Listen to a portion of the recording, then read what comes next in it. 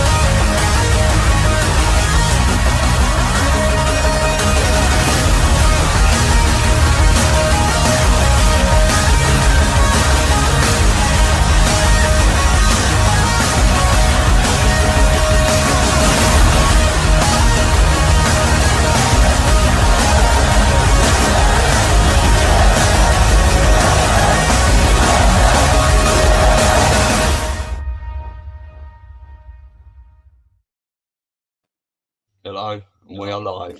Oh, welcome. Patriots Across the Pond and Frens, episode 1, with Elisa and our special guest today, Ron Partain. How are you guys? All right? Doing great. How are you? Yeah, very well. Good to have you here, Ron. Wow, good to be here. This is episode 1. I'm breaking the cherry, so to speak. You are. You are. Wow. I am flattered. Well, I didn't know that. Well, from how I've spoke to you in forecasts and stuff like that, we couldn't have a better guest to start, really. So Well, I think we're going to talk about your new book today and just see where it goes, really. Your new book is called The Most Embarrassing Verse in the Bible. And let me just read the first paragraph, the forward. This book by Ron Partain, The Most Embarrassing Verse in the Bible, is well written and engaging chronicle that will instantly capture the attention of any thoughtful reader. With clarity and conviction, Ron leads the reader step by step through one of the most misunderstood areas of biblical theology, unraveling traditions that have clouded plain scripture for generations. Yep. It's, the funny thing is that what really inspired me to do this was my mom was doing a Bible study she was filling in as a teacher for her women's Bible study class, right? And it was she put together a lesson. It took her like a week and a half to put this lesson together. She had like several books open, and I wasn't really paying that close attention to what she was doing. That's just kind of what she does. And then she came to me. She said, "Hey, can you print this out? I need it." And I'm like, "Okay, yeah, fine." She's like, "I've got to do this one, and then I got to do one for next week." I'm like, "Okay." So the funny thing is that I'm pretty big into using like AI, and so what I did was what took her almost 10 days to put together. I put together part 2 together in about 15 minutes. And Yeah. And as I was helping her kind of go through some of the stuff, it really kind of dawned on me, because I'm actually working on another project. Hey, baby. I'm working on another project, and it's this. As I was talking to her, I'm like, this actually would fit into the other project that I'm working on. And so anyway, I just kind of started writing it out, and the next, one thing led to another. I called a friend who's a pastor, and he was like, "Oh, I shared kind of with him my my concept, and he's the one who wrote that the forward, the first paragraph of the forward that you read. So the book is kind of thick. I have this is my. I mean, I literally just got this probably about 5 days ago. You can see the. I don't know if you can see the strip across there, the silver strip. It says not for resale because it was like it's like a published like a pre what's the word I'm looking for? Like a pre-production, like a sample, right? Yeah. And anyway, but it looks kind of thick, but it's really not. It's really kind of like two books in one. It's the first book is, or the first part is the actual book, and then the second part is essentially just an enormous amount of research material and appendices. And what I do is I go into, I don't just use the Bible, and I don't use, for the most part, I don't use, I use the ESV translation for the most part. But the vast majority of what I use is either the original Greek or Hebrew, and then translate. So, and then I talk about and the term "the most embarrassing verse in the Bible" is actually accredited to C.S. Lewis. He wrote he wrote a paper. It's escaping me right now what he wrote with the title that he wrote. Hold on, guys. He's a cat man.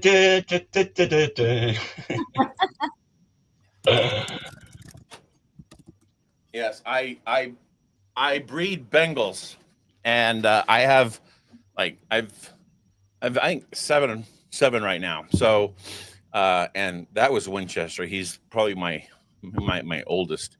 But anyway, they don't have any concept of the camera. So they don't have a concept of anything. They walk right. I have to keep my cats out. They walk across the keyboard. They lay down. They want to be pet. Well, I think I shared this with you the last time. Is I have this. Yeah. This goes over my keyboard because it allows me to actually type on my keyboard, and a lot of times the cats will they'll actually be on. They'll be laying across that as I'm typing. So, but anyway, so C.S. Lewis actually said that those are his words, and C.S. Lewis is one of the greatest Christian apologists of the 20th century, and he wrote it in 1962, I think. So, the term "the most embarrassing verse in the Bible" isn't me. That's not my language, Right. but I wrote that specifically because I felt like that would be a very eye-catchy title, right? He was referring to a specific verse, right? I think it's Matthew 24. Matthew 24:34. Yeah, he was referring to that specific verse, and essentially, in fact, let me pull it up here where he actually said it. Just quickly, how would you define a Christian apologist? For anyone that doesn't know, a Christian apologist is somebody who, an apologist is somebody who defends something. So he was a defender of Christianity. Right. Yeah. So it's actually up in my forward here. Let's see. And is this even though that was what you used for your title, is Matthew 24:34 actually what you refer? Do you refer to that, or you just use? I refer to it. I refer to it many times. Yeah. Okay. So can you tell everyone what that verse is? Yeah, absolutely. Let me read. Let me just read my the introduction. How's that? I think that would be that'd be a good place to kind of give people an idea, because that's really kind of what it is. And if I could interject, Ron, when we were off camera, you actually gave a really. I gave an author's note. Yeah, I'd be happy. I'd be happy to read that. I'd be happy to read that, and it'll make a lot more sense. Let me do this here. C.S. Lewis is remembered as one of Christianity's greatest modern defenders, the author of Mere Christianity, the Screwtape Letters, the Chronicles of Narnia, and the Chronicles of Narnia. His gift was clarity, stripping away complexity and showing faith as both rational and imaginative. And yet Lewis had a confession. In his essay, The World's Last Night from 1960, he admitted that one verse of scripture troubled him deeply. He called it the most embarrassing verse in the Bible. And that verse is, "Truly I say to you, this generation will not pass away until all these things take place." Matthew 24:34, and that's the English Standard Version. Lewis's embarrassment was not unique. Generations of pastors, scholars, and ordinary believers have stumbled at the same verse. Many have passed over it quietly or quickly, offered strained explanations, or avoided it altogether. Yet the issue lies not with the words of Christ, but with the crooked trail of interpretation that was handed down long after his disciples were gone. Lewis did not brush it aside. He admitted the plain reading seemed to mean Jesus was promising that his return at the end of the age would happen within his lifetime of his first disciples. And plainly, Lewis said that had not happened, at least not the way Christians had been taught to expect it. His words were disarming. Say what you like, the apocalyptic beliefs of the first Christians have been proved to be false. It is clear from the New Testament that they all expected the second coming in their own lifetime. For Lewis, this was a thorn in his side that he could not reconcile. Poet Sam Walter Foss captured the main problem in 1865 with his piece, The Calf Path. He described how a wandering calf cut a crooked trail through the woods. Over time, men followed it, but built it into a road, then into a city street, then a highway. Foss concluded, men are prone to go blind along the calf path of the mind. This is what happened with Christian eschatology, a meandering path of interpretation blazed centuries later, hardened into tradition. Once enough people walked it, the crooked way looked like the only way. I mean, and how often has that actually happened in our lives, in not just in Christianity, but just in everything? Yeah. And here lies the irony. Christians often accuse skeptics of bending scripture, yet in this case, it has been believers who've twisted words like generation, soon, and near, not because the text was unclear, but because the systems that they inherited could not survive a plain reading. Lewis's discomfort did not come from a failure in Christ's words. It came from the weight of centuries of commentary layered upon top of them. By the 20th century, entire denominations had been raised to assume prophecy always referred to the distant future. The embarrassment then is not that Jesus failed. The embarrassment is that Christians did not believe him. Systems were built that forced scripture to bend. Verses were redefined. Timelines were stretched. Tradition became a highway so familiar that few even questioned how crooked it was. My investigation. I'm a Christian who loves history and geopolitics, and my faith drives my commitment to truth. For years, the standard account of dispensationalism's origins troubled me in ways I could not articulate. So I committed to serious investigation, following the evidence wherever it led me. The intersection of these areas revealed patterns I could not ignore, and once the reasons for my unease became clear, I knew that this book needed to be written. I approached this material as a historian, and I present it as I would a case before a jury. I cannot claim that every detail is beyond dispute, but I have worked to gather reliable evidence and cite sources carefully. What follows is my best reconstruction of events and influences based on the documentation we have. I'm not asking you to accept my assertions blindly. I'm asking you to weigh the evidence as a juror would and decide whether the pattern reveals how certain ideas and actors led the church down crooked paths. This book is basically two books. The first two chapters, I'm sorry, I skipped. The architect of this book, the first two chapters will feel denser than the rest. This is because I am attempting to condense 2 centuries of history that deal with powerful and influential men, money, and institutions that they manipulated. This resulted in a huge change of theology and how it was presented and studied by both pastors and their congregations. I feel we have this romantic idea that theology is somehow protected by God here on earth. I know I did, But I came to discover that theology has shifted, and not on its own. Doctrines moved when politics and power pushed them.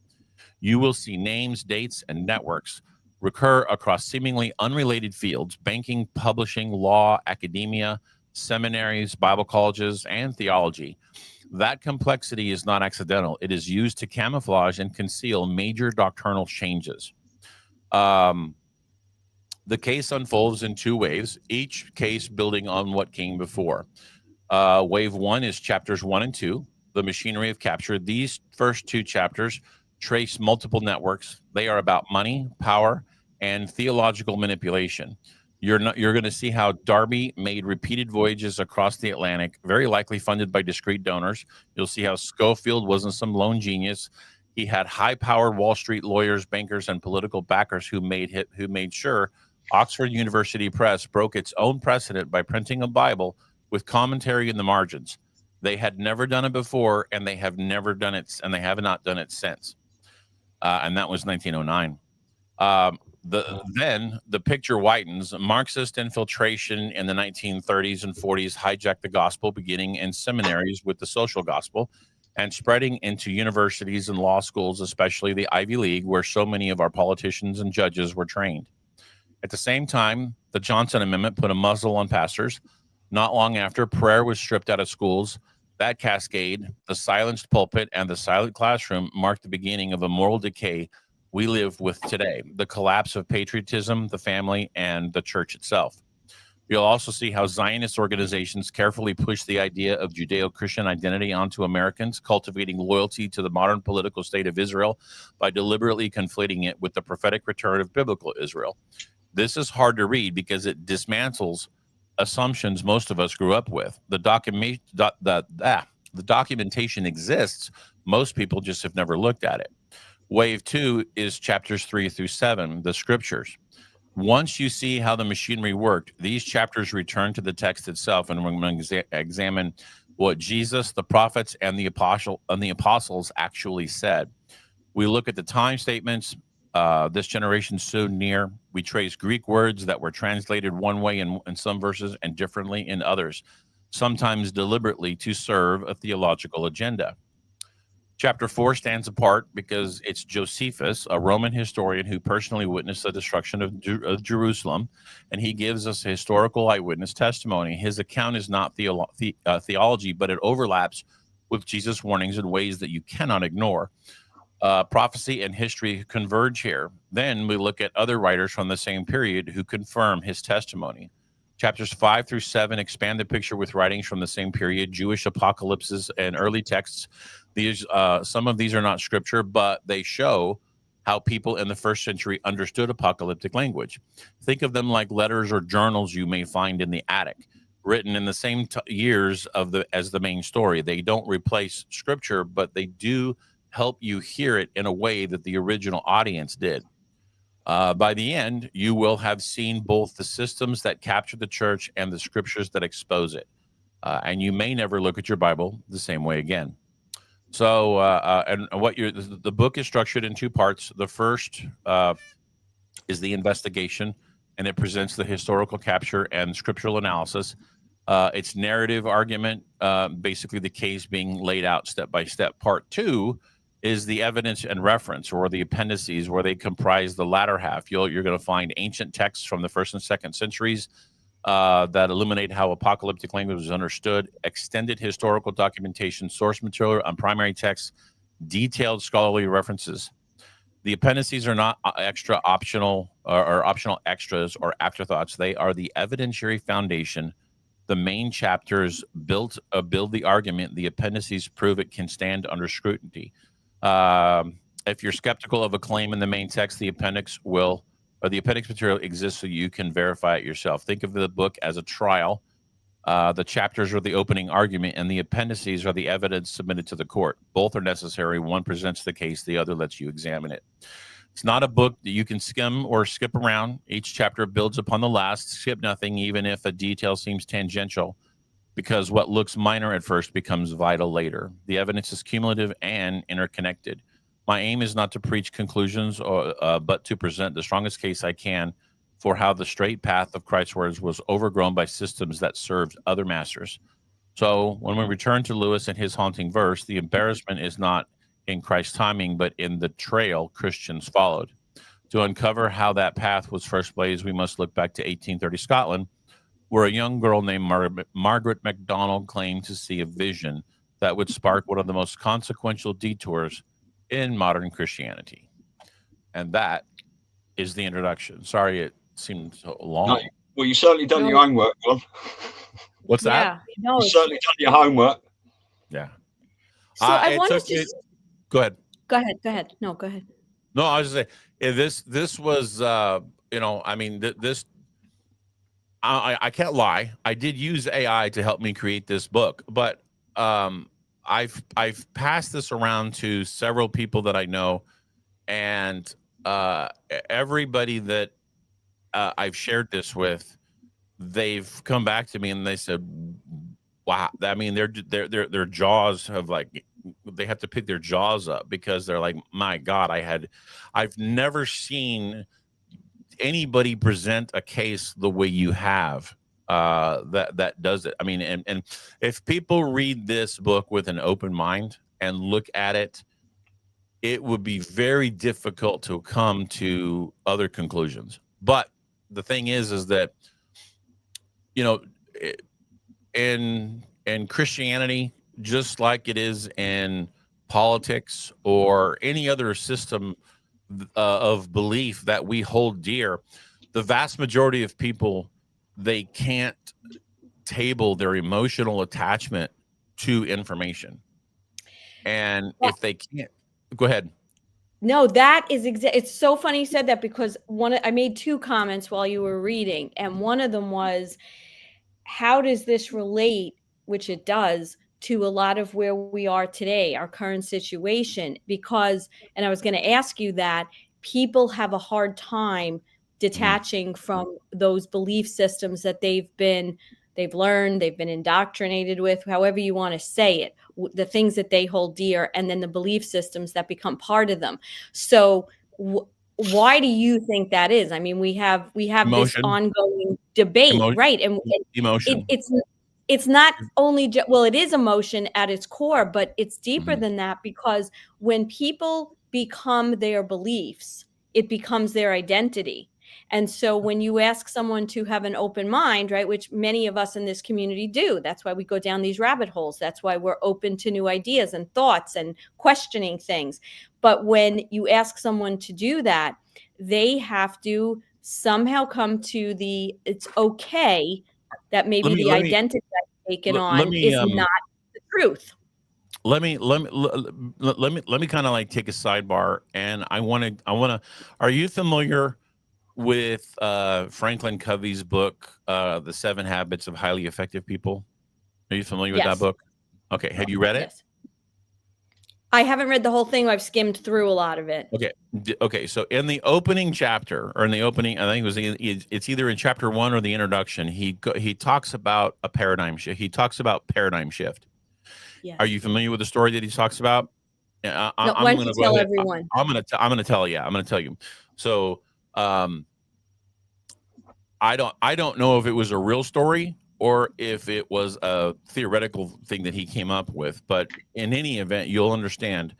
So he tells a story of a guy who's on a subway train in New York. I'm thinking it is in a major city, and it's a Sunday morning where people are just, they're sitting there quietly. The train is kind of empty. They're reading their papers as they're, going on their way. And the train stops, and this guy gets on with 3 kids, and he sits down, and he looks like he's in a fog, and the 3 kids are running around just absolutely causing chaos all along the train, amongst all the people that are sitting down. I mean, they no longer are in a tranquil environment. They're in an environment that they have to dodge these children because they're just out of control. And the one guy, he finally gets to a boiling point where he just can't take it anymore, and he goes up to the guy and he says, "Dude, do you not see what's going on with your kids? I mean, they're causing chaos everywhere." And the guy just, he kind of like, he's like staring off in the, 1,000-yard stare and off into space. And he kind of comes to and he says, yeah, you know what? You're right. You're right. We just came from the hospital where their mother died and they don't know how to handle it. And I don't either. So, and I get emotional telling that story because it's like, I mean, when that is evidence of a paradigm shift. You immediately go from anger and frustration to empathy. Yeah. Instantly. All right. That's what many people are going through, right? That's the same thing because people are, you're in one place and that's where your focus is in until somebody kind of points out the reality. You're still caught up in that. And I think that's what's so hard in general with people accepting all that's really been going on.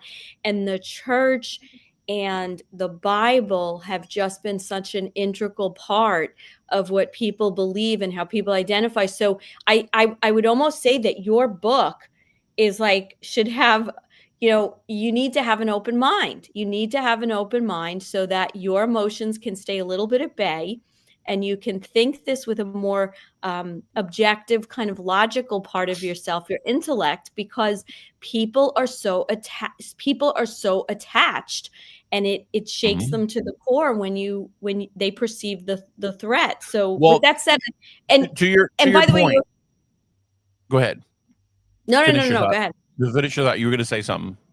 I was just going to say that you mentioned that you used AI and people give that a negative connotation, but think about it related to it's a way to gather, as to pull together lots of information. And how is that any different than the law libraries where people are sorting through information to build their case, right?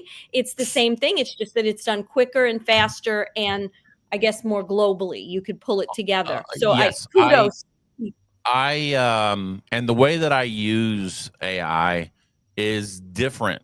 I mean, I don't just go to ChatGPT and ask a question.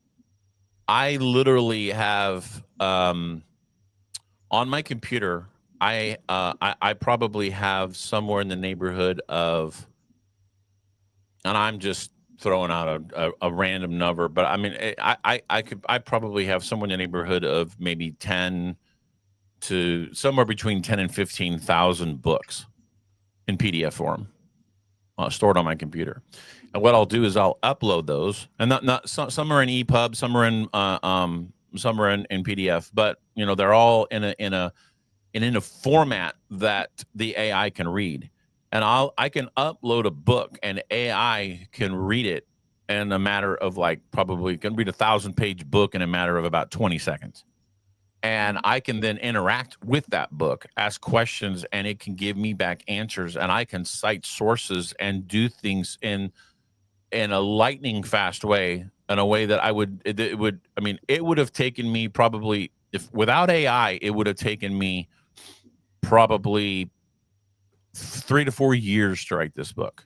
With AI, it took me 6 weeks. Wow. It's a tool, and we should perceive it as a tool because it can really help, to do things like what you're doing and get that message out even quicker, right? Because you had to tell. But you talked about emotional and talking about emotion and information, and I have an open mind. There's a saying that I love, and I heard it quite a while back. And it says condemnation, or it goes, condemnation without investigation is validation of indoctrination. Mm-hmm.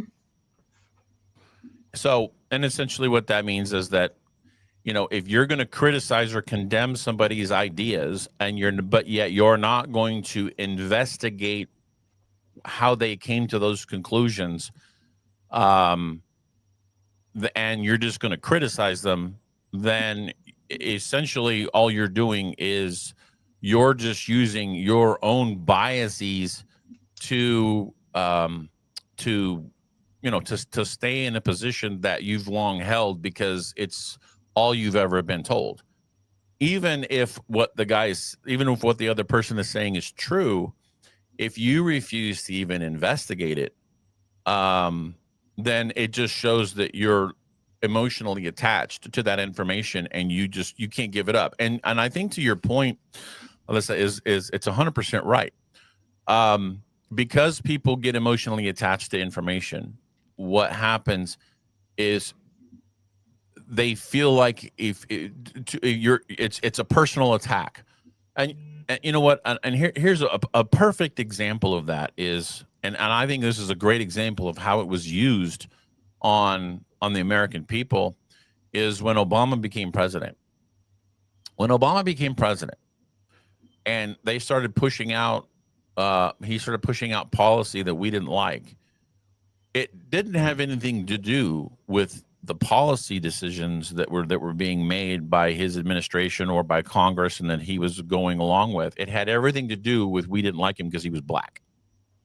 That's right.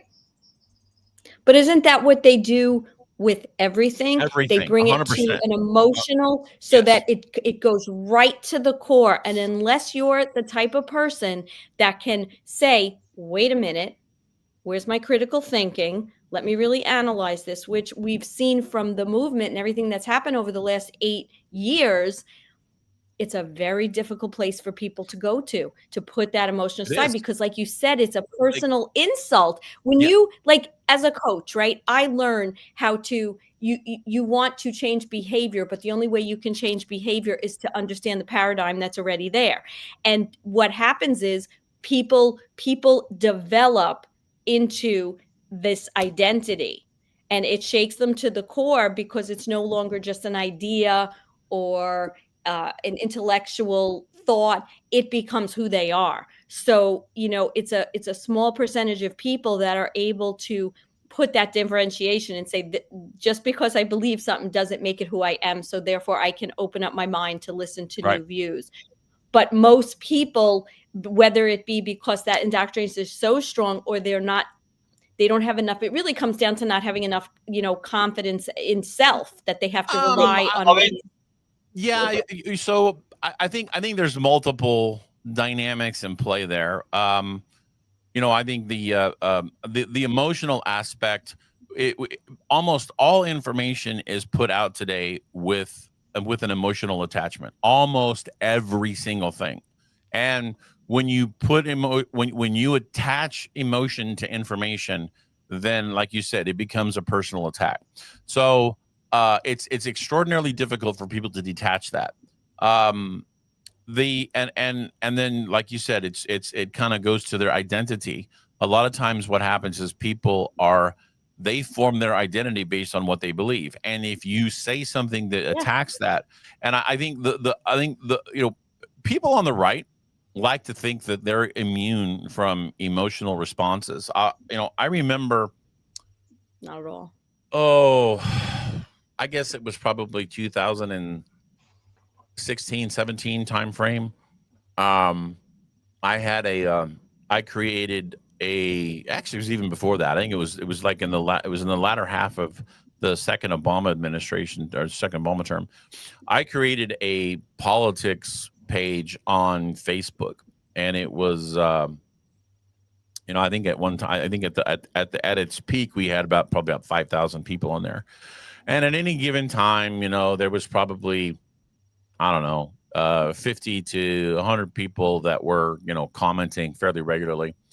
And it was predominantly conservative. There, I tried so hard to get, to get people from the opposite side to come in and engage in dialogue and debate. And I did have a few that were like, they were stubborn, they were in there and they were, they're kind of like me. I mean, I love being the minority in a chat where I go in there and I'm like, I throw the Molotov cocktail and watch everybody, attack me, and then I'm fighting everybody off. I relish that, that environment, but not a lot of people do.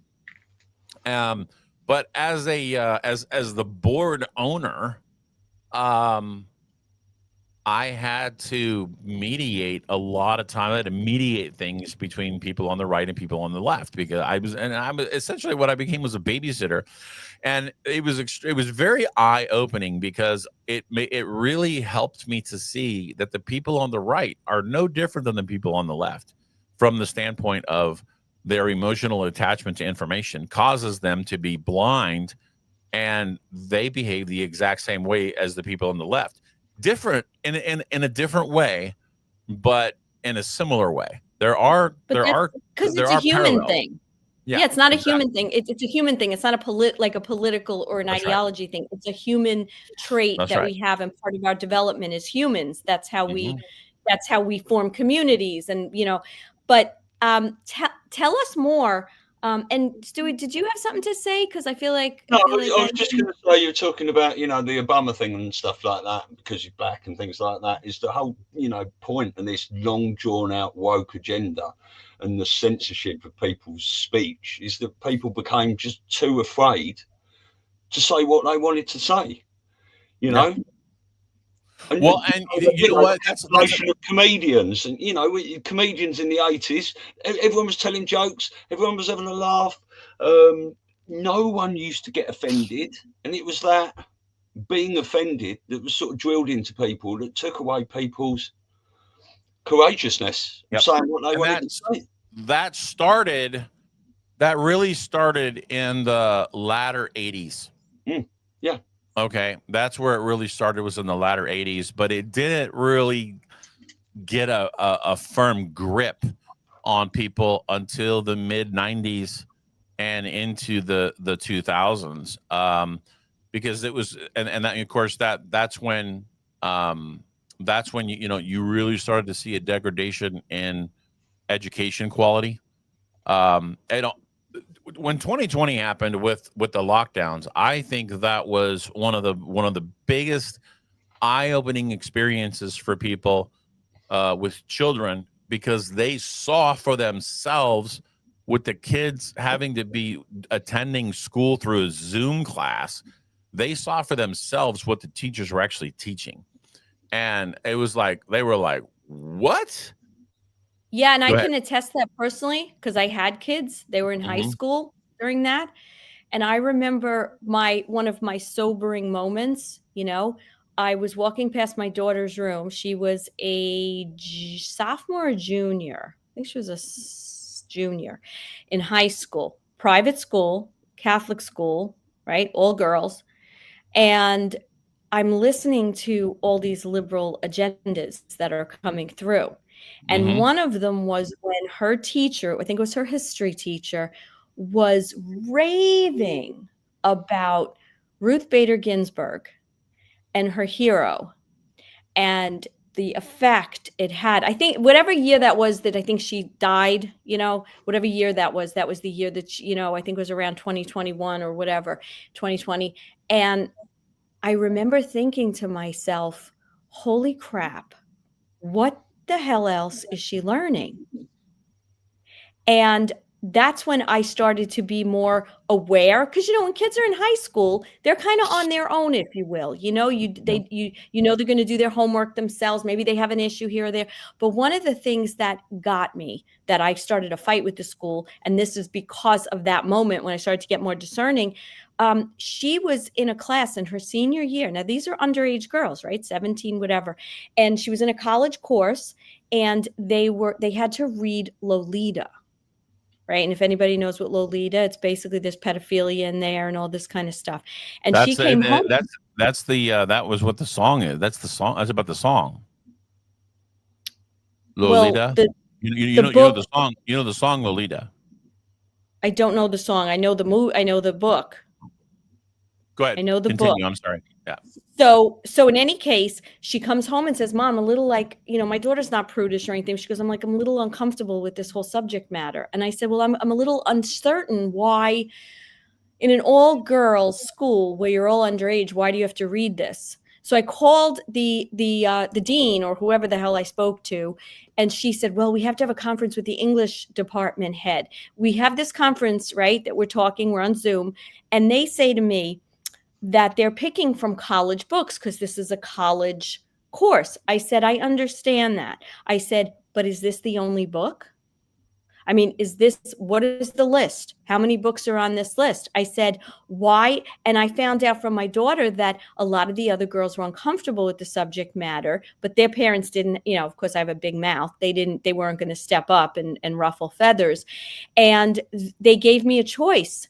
They said, well, if she can't handle this book with pedophilia, I don't know how she's going to handle when we get into, I don't remember what the hell the book was, where we're talking about bestiality and other things. And I said, well, I have a big question for you. Why am I paying $12,000 a year to send my daughter to a private Catholic school, all girls? I said, to learn these things. I said, number one. Number two, are these the only books? Like, there's no other books that are in the college, grouping of books for them to read? And they argued this with me and gave her a choice that she could stay in the AP class and have to learn this, or she could not have her AP credit and go in a class that she was like basically dumbed down to a level where she wasn't getting credit. And I had to talk with my daughter, and my daughter said to me, you know what, Ma? Fuck them. I'll get through this class because I want to graduate with this course. She goes, but she was so turned off. And I was so turned off thinking, this is what they're this is what they have. This is what some idiot deemed important. No, it's a lot deeper than that. And to your point, how few children know to ask the questions. They don't. Yeah. They don't know to ask. They're not as, they don't think like your daughter did. So, and so what they are is they're just kind of indoctrinated into that. And they think that's normal. When you talk about pedophilia and you talk about a lot of things that happen that are really, really, negative in life, like children that grow up in that environment, really what it boils down to is they think that's normal. That's right. Why they grow up to be pedophiles, because they normalize these subjects. Because they think that's normal. Wasn't that the point of the feminist agenda? Yes. That's part of it. Yes. Partly, yeah. Get women into work. So not just so two parents had to pay taxes, but take the parents away from the children so that then the state was the ones that were educating them. That's correct. Them and stuff and take it was. Go ahead. No, what I was going to say, just to finish my story, what really turned me off, even more than the school's agenda and the indoctrination, were that there were other girls in her class who expressed, like among the girls, that this was uncomfortable, but the parents didn't take a stand. So did you not take a stand because you just don't want to cause trouble? Or did you not take a stand because you're just as indoctrinated by this system that you don't think you need to take a stand? And that to me was my defining moment of saying, if I ever had to do this over, obviously my kids would grow up, I would homeschool in a heartbeat, because even the private parochial schools, in order to get funding and all this other nonsense, they're no different. So they say a prayer in the morning. That's the entire point. That's the entire point of the Department of Education. Yep. Yes. That was the entire point of the Department of Education, because you see, and so the project that I'm working on right now is, it's massive in scope, because what I'm doing is I'm going back to like the period of just before the war between the states, and I'm looking at every single piece of legislation, every single piece of every policy, specific events, and essentially tracing how those events led to this, and that led to this, and then that led to this, and this, and this, and this, and then it kept morphing and metastasizing until we get to a point where then it becomes almost systemic, and then you get into the progressive era. And the progressive era is where things really start to go off the rails. And you asked me earlier if I would read this little piece, and here let me read this, because it kind of this is This is kind of it talks about what you're talking about. As a student of history and as somebody who has studied the mechanisms of British imperialism, American isolationism, and the long desire of the British Empire to bring the United States back under its influence, it is my contention that both World War I and World War II were not organic eruptions of conflict, but manifestations of elite manipulation. When you trace the map of the early 20th century, and actually I would argue the late 19th century, the pattern is hard to miss. Palestine was under Ottoman control. Germany was the only European power with a treaty relationship to the Ottoman Turks. By beginning the war in Sarajevo, and that was with the assassination of Archduke Ferdinand, the architects of World War I ensured that Germany would be pulled in through its alliance with Austria-Hungary, and in turn, the Ottoman Empire would be dragged into the conflict as well. The war dismantled the Ottomans and opened Palestine to British administration. And then that's where you get the Balfour Declaration. The same pattern appears again and again. The League of Nations, which was born out of World War I, failed. It wasn't very strong, but that was their first attempt at global government. The same elites who had financed the Bolshevik Revolution and helped rebuild Germany, both Wall Street creations, knowing that another catastrophe would create the need for stronger global institutions, World War II destroyed what remained of Europe. It displaced millions and prepared the moral and political ground for the creation of the United Nations, NATO, the World Bank, the IMF, and ultimately the modern state of Israel. And this isn't offered as dogma or as some but as an overarching philosophy, a lens through which to interpret the past. My contention is that these events were not disconnected events, but steps in a deliberate strategy to reshape the world order. To understand the theological distortions traced in the book, you have to also understand the political and geopolitical machinery behind it, because it's what governs everything we live with today. Yeah, amazing. So Ron, everything we just spoke about all leads into what your message was about the church, right? Because that's a very big institution, obviously, that people have been indoctrinated in. And I think that overarching is this idea of indoctrination and censoring. I don't even want to use the word ship anymore, but censoring that comes together. But could you just explain, because I'm sure our audience is pretty sophisticated, but the Balfour Agreement, because I think what a lot of people don't realize is that was part of this, like you say, this inorganic way that the wars were created, and then what the ultimate goal was perceived to be. Because I don't know how many people are really aware of the Balfour Agreement. Well, okay, so the Balfour Declaration is essentially when you kind of have to go back to when world you got to go back to really about Theodore Herzl, the formation of the World Zionist Council. I believe that's what it was called. I mean, they first met in Basel, Switzerland, in the late 1800s. I think 1897. I want to say. When they had these ideas that they wanted they wanted a land of Palestine, and actually it goes back even much further than that. It goes back in the British hierarchy. They literally had ideas of trying to make. They wanted Palestine to be under Jewish control, even in the mid 1800s, and so in order to do that. In order to get Palestine away from the Ottoman Empire, what they had to do was they had to get the Ottoman Empire into a war, and that I'm sure you guys have heard of the movie Lawrence of Arabia. Yeah. Okay, so in World War I, when Germany, so Germany had. When Bismarck kind of created Germany in the 1870, I think is when Germany really kind of came together. It was a collaboration of all these little tiny independent states, much like what we did when we had the revolution in the United States, when all the colonies came together, right? So That happened in Germany in 1870 under Otto von Bismarck. Well,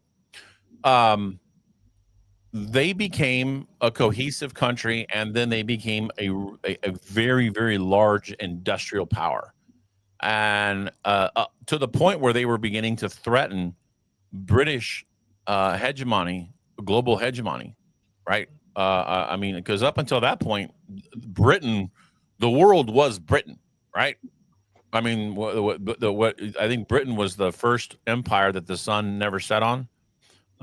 Stu, you're in the UK, are you not? I am in the UK. I'm not as much of a historian as you are. But I mean, I'm sure that did you go to school there? Yeah. Yeah, and did they? I mean, I'm sure that they taught very flatteringly the idea of British hegemony and control of the world and things of that nature. Yes. Yeah, definitely. You know, it's. I mean, a lot of people used to say is how can a country so small control so much? Right. You know. Mm-hmm. And it was history used to be one of my least favourite subjects at school. Even playing Trivial Pursuit, I used to hate getting that little yellow piece. I can relate to that. Whatever it is, I hated sports. And I told Elisa, I woke up in a history lesson when I was 13, and I just sat there and I had this overwhelming thought of, man, this is all bullshit, right? But it's only in my later years, becoming a pattern recognitionist, yes, that I have started to learn about history. So at school, I didn't really learn anything because they tried to indoctrinate me into a system that I didn't want to be indoctrinated into, and I didn't know why at the time. So it's only my later years that I've started digging into all this stuff. It's very interesting that you say that, because it's true. You know, I loved history. History was always my favorite subject, but I was also very good in math. I mean, I was, you know, school came so easy to me, and you know, I mean, if I'm being very honest, I was lazy in school, but it didn't challenge me. Like I more often than not, I was done with my homework before I even left the campus. I was done with homework, and I mean, I had a B+ average all through school. I think I wasn't like at a 4, but I think it was like at a 3.8, and I wasn't even hardly trying. And I don't say that, you know, braggadociously, not at all. I'm just saying school came very easy for me. But the one subject that always captured my imagination was history. I loved history, and more specifically, I loved military history and aviation and things like that. You know, that World War II, Civil War, stuff like that just fascinated me. And it wasn't until later on in life that I really kind of got into World War I a little bit, and now I'm starting to get into some of the periods of history in the United States that I had skipped over. And it's really been eye-opening to me, you know, and I can, when I get into some of these topics, it helps me understand how the Fabian socialists, how they've essentially used history to capture people and to get them to be thinking in a certain way. And, you know, you talked about it, Elisa, about the people. It's like, why would nobody stand up and defend this? They don't stand up and defend it, number one, because they don't know enough to feel confident enough to defend it. And number two, if they do stand up and defend it, typically what's going to happen is that requires them to be assertive in an environment where peer pressure keeps them from being assertive. And if you're not willing to stand up to the peer pressure, regardless of how strong it is, you're not going to say anything. So it's easier to, as they say, go along to get along. Have you ever seen there's a YouTube video out there, and it's called how a movement from start to finish in under 2 minutes, and it's about it shows this kid who's on the side of a hill, he's at a concert or something. Oh yeah, what, he's having a dance. And he's just having a great time, just being stupid silly, right? And people are looking at him and they're kind of, they'll laugh or they're mocking him or whatever. But then somebody joins him. Yeah. And then the next thing you know, 2-3 people more join him. And then the next thing you know, the whole hill has joined him. Yeah. Because it's that FOMO, right? It's that fear of missing out. And as long you need the person who's going to stand out there and do the dancing by himself. That person is extraordinarily important in the movement. But the most crucial person in the movement is not the leader, but the first follower. Because the first follower justifies the leader's actions. Yeah. And gives permission for other people to come in and say, I can do it too. Right.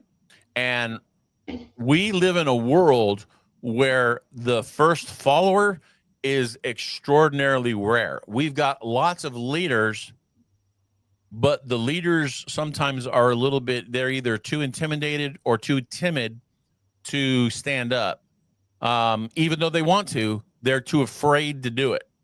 So they're very outspoken at home. They're very opinionated at home, but they don't have the courage to do it out in the real world, because then what they do is they risk jeopardizing other people will see how they think, and they don't want to do that, because then it could cost them friendships, it could cost them whatever.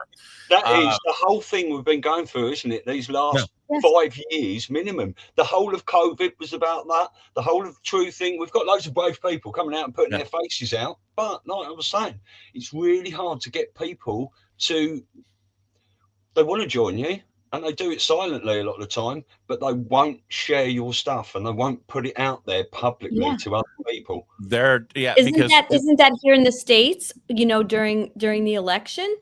I mean, I'm in New York. Do you know how many people were slinkily supporting Trump? Because now here I can argue that's why they call that big part the silent majority. Yes, and I could argue that here in New York, you were physically in danger in many times. People were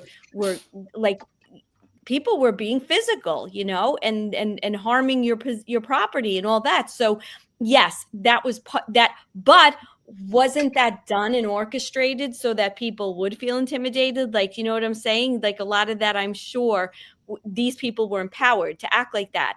And the people that were the silent majority, even if an old man put a MAGA hat on or something, he ran the risk of being heard. Yeah. Not just verbally, abused, right? We could sticks and stones kind of thing, but hurt. So exactly, Ron. It's like people have been trained, and I think a lot of that has to do with censorship, right? Because of the fact that not enough of us that come out and say things and point to a lot of the information and doing the investigation and all the reason behind what we say isn't allowed to get out there. And I think that's true of all the major institutions, like you said, like whether it's the education department, whether it's the Bible / the church, the medical industry. That's where people that are coming out more and more, now, hopefully, our movement is growing because people are getting a little more empowered, but not as many as we need to because of what's going on with the censoring. Yeah. There's somebody, I guess, are you guys streaming this to YouTube as well? Yeah. Is it Dwayne's comment? I see that. And which comment? I see Dwayne. Yeah, these 4 comments. Baby boomers are overwhelmed the education system and educators. Thank you. I'm hard. Baby boomers have it's mathematically impossible for baby boomers to have more advanced critical thinking skills than their predecessors. Well, I can't disagree with that. They because their predecessors didn't teach them how to have critical thinking skills, and I think that's the problem.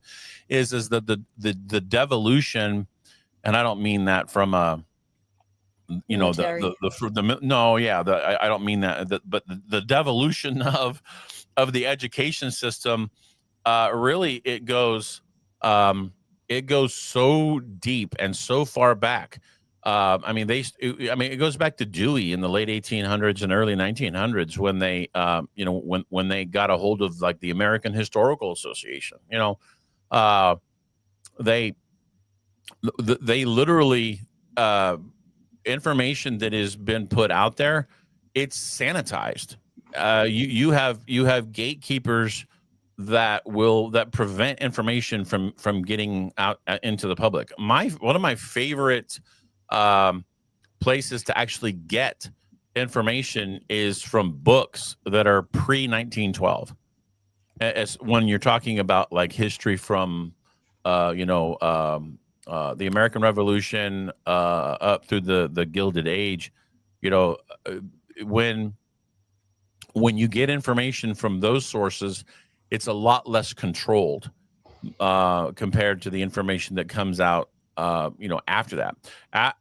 And really, I would say one of the primary watershed events was World War One. World War One was the kind of like the cohesion of so many things with the Federal Reserve, especially in the United States. You know, with the Federal Reserve, with the 16th Amendment, with the 17th Amendment, because that was, but you know, a lot of people don't recognize that the Constitution is not supposed to govern everything about. Wait a second here. I'm sitting here regurgitating narratives easily moved through the baby boomers into your idea of conservatism. What are you talking about, bro? What are you talking about? You think I'm a conservative? Okay, I maybe have conservative leanings, but I mean, I don't understand what you're talking about. I mean, it sounds like you're trying to be argumentative. Some of us didn't watch information for political information and kept up with technology that's shaping our. Yeah, so I keep up with technology too. I mean, are you being critical of me, or I mean, or are you trying to have a productive conversation? I don't understand. Anyway, but the you know, when you look at what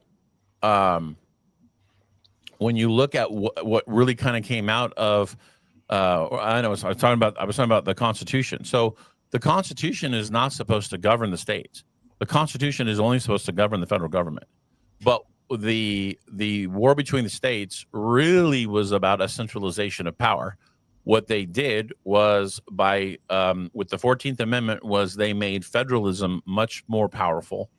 Then the by the progressive era with the inauguration of the 17th Amendment, what they did was they removed the senators who were supposed to represent the state. So that's why there's only 2 senators per state, right? Mm-hmm. Right. So right. There's only 2 senators per state, and the reason for that is because when they had the Great Compromise, that when they were trying to figure out the Constitution a long time ago, they were like, well, how do we get, the bigger states wanted to have a bigger say, and the smaller states wanted to have an equal say. And so what they did was they came up with a compromise. They would have a bicameral legislature.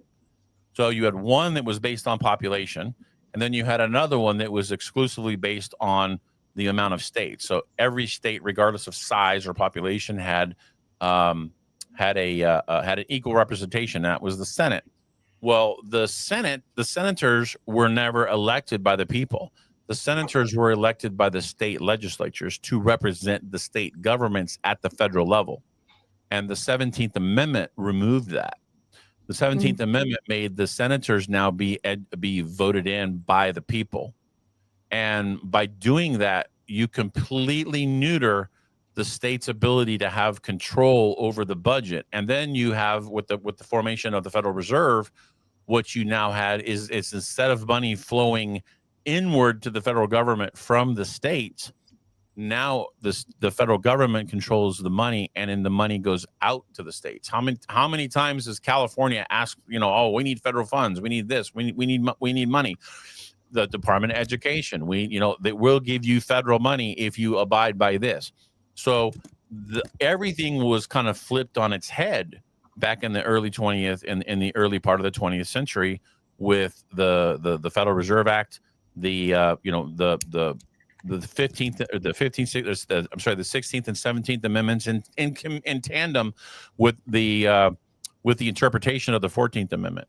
And that's exactly the situation that we live with today. And I think so many conservatives and Democrats alike, everybody looks to the president. Everybody thinks, oh, well, if we just get Trump in there, everything is going to be fine. Trump's not a dictator. We don't live in a dictatorial system. We never have.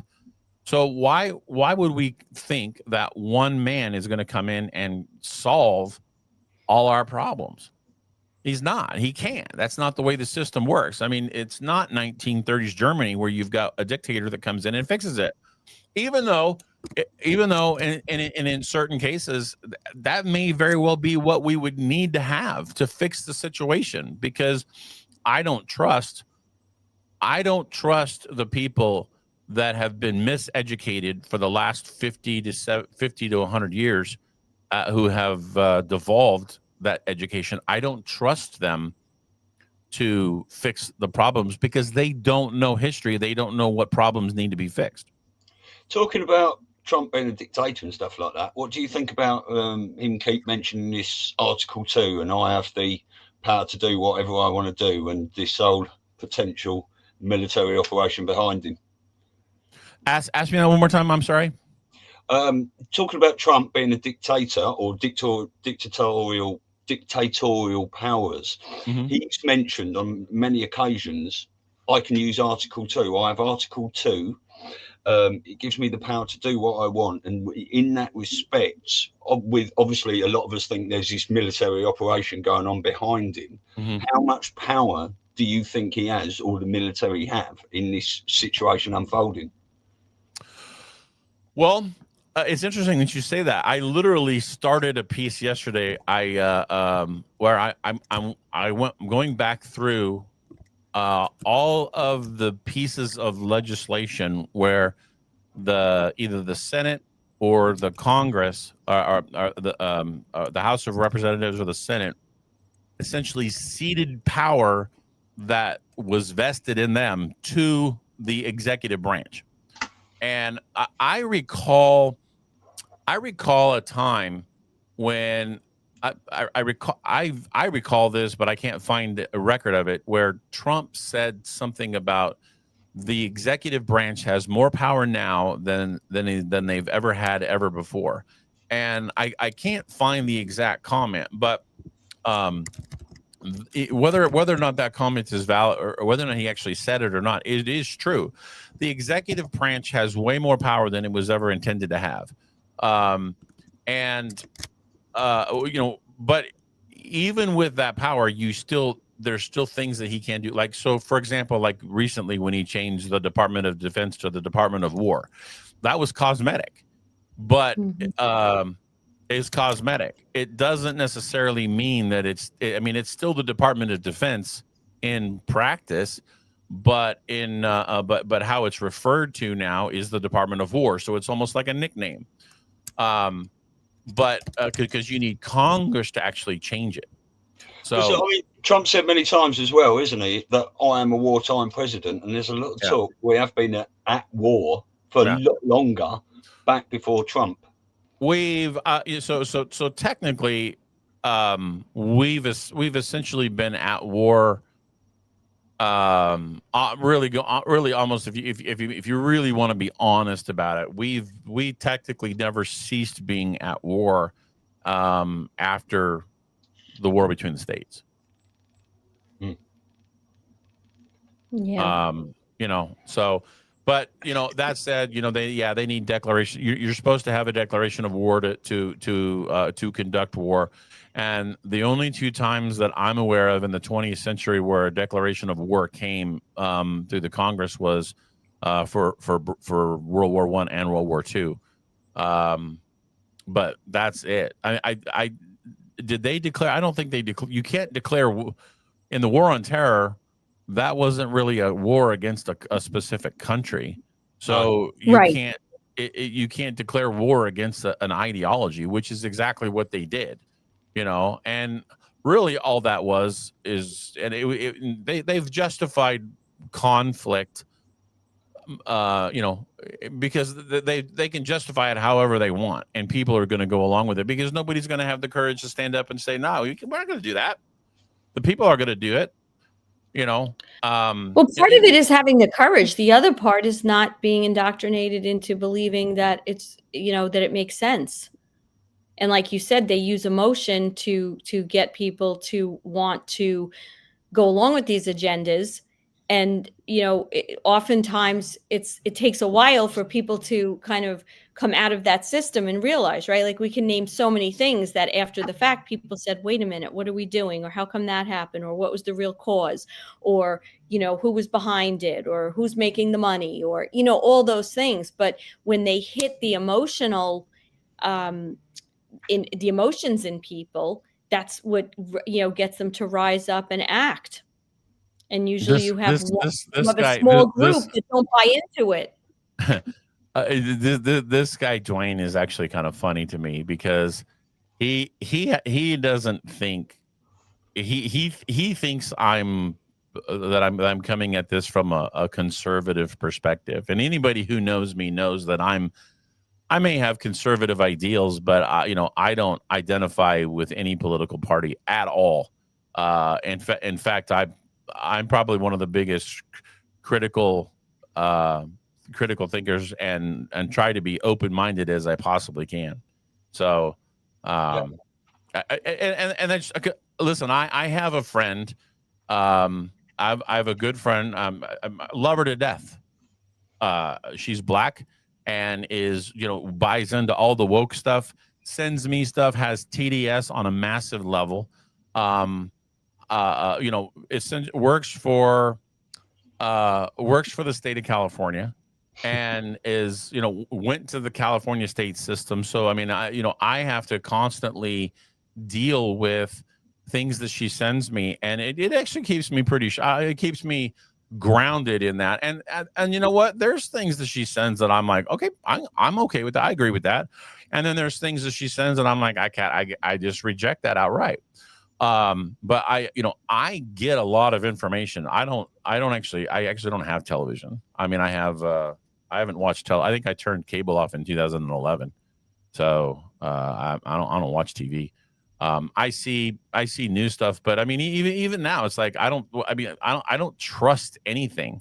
I generally will wait a good, 36 to 72 hours before I'll even comment on things that are happening, that are current events, because number one, I don't trust shit. Both the left and the right lie to you. There's everybody has an agenda, and the only agenda that I have is very libertarian minded. It's like live and let live. Let everybody, if you want to do it, fine. As long as you're not harming anybody, as long as you're not forcing anybody into doing anything, and you're not causing anybody any bodily harm, then do whatever you want to do. I don't care. So that is predominantly common law, isn't it? And constitutional law. Yeah, 100%. It's like loss or injury, isn't it? I don't, it's like, leave me alone to be me. And you look at like, let's look at the LGBT thing. Just going to say that it's to me, it's like, it's not enough to, if you want to be homosexual, fine. You do you. What consenting adults do behind closed doors is none of my business. I don't care. I don't judge. And I think that Christians oftentimes are their own worst enemies, because they are way more judgmental than anybody else, because they feel like they have the moral high ground. And I reject that notion as somebody who is a Christian. To me, it's more important to let people be themselves and to love them how they are, where they come from, and let them be them. And if they do things that I disagree with, is if they claim to be a Christian and it goes against something that is a bit, that is scriptural, then it's my duty as a Christian to call them out on it in private. But it's not my duty to condemn them publicly. And I think too many Christians do that publicly. And really what they're doing is while they're publicly condemning other people, they're behind the scenes living in the exact same hypocritical way. So oftentimes I tend to think that Christians are their own worst enemies. And I think that's true even with political parties and other things. Anytime you get a group of people where you get groupthink, I'm the opposite of groupthink. So well, yeah, I mean, I have seen that in religious circles and spiritual circles, that there's this still people look down on other people a lot, i.e., I'm more spiritual than her, or, she's not as religious as me, and things like that. It's just so catty everywhere, Mm. Yeah. Oh, it's absolutely catty. And it's very it's definitely catty, but it's also if you're a Christian or a person who feels connected to God, then you have to ask yourself, is that what the person I follow would be doing? I mean, right? Yeah. I mean, well, when you look in the Bible and you look at who Christ hung out with, who did he hang out with? He hung out with the sick people. He hung out with the prostitutes. He hung out with all of the people that were destitute, all the poor people. He wasn't hanging out with the rich people. He was hanging out with all the dregs of society. Yeah, exactly. And because he realized that those are the people that needed it the most. And I think I think sometimes conservatives, they kind of feel like, a lot of times conservatives have a lot of money, and they'll hold on to it, or they'll donate. I mean, if you look at the United States, I think we lead the world in donations.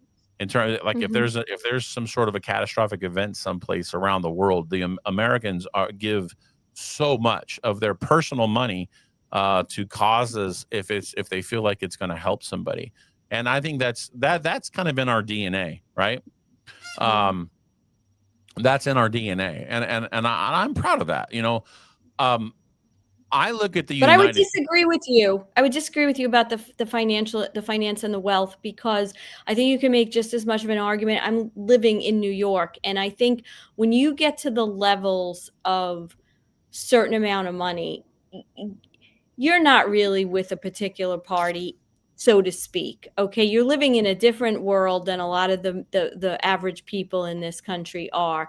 And I would almost make an argument that you've got just as many liberals that are wealthy that are, especially when you, right? So it's not really a money issue per se when it comes to, because listen, you could have liberal views. We all, even as if you label yourself a conservative, right, or you label yourself a liberal, you have probably personally you have values that go into both camps. So it's the labeling that becomes the problem, and that's what they've used to break us into camps, right? Like, I had people that my kids went to school with that were far more conservative than me, in the way they lived, in what they let their children do, and how they viewed things. Okay, so define that, because that could be. They went to church I'll define it, right? They went to church every Sunday. Their kids weren't allowed to have cell phones until a much older age.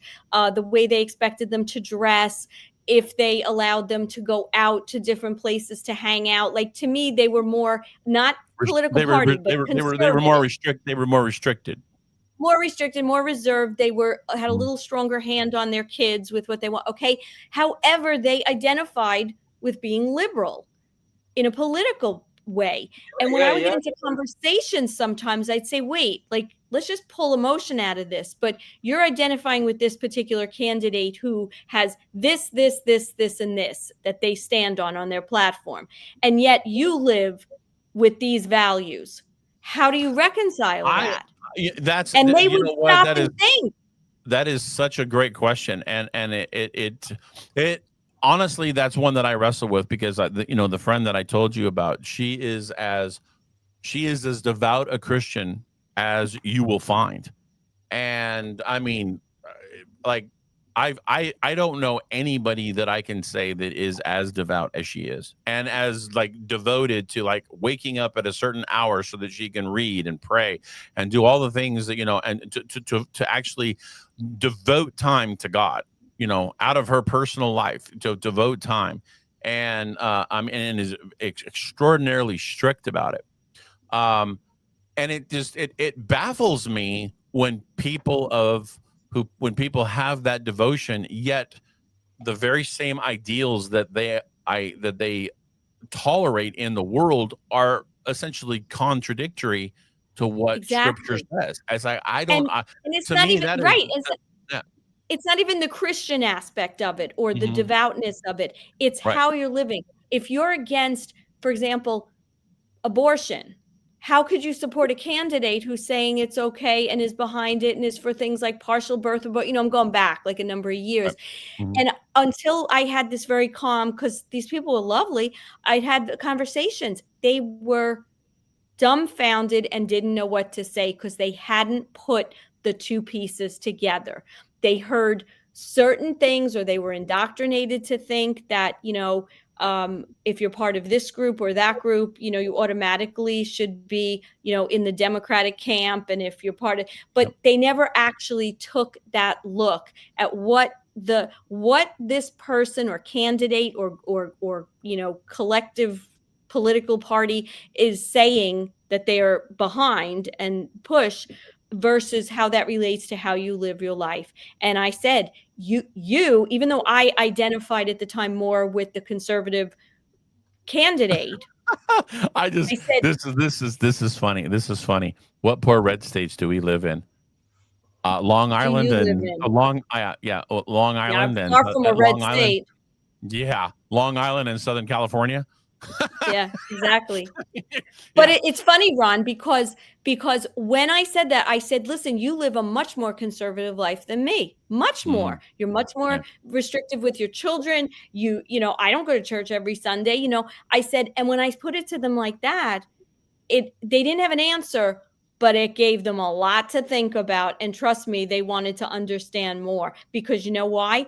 They were blindly following rules about who they should vote for without actually knowing what was the platform and how do I personally fit in with that platform. Again, it's about the labels and the peer pressure.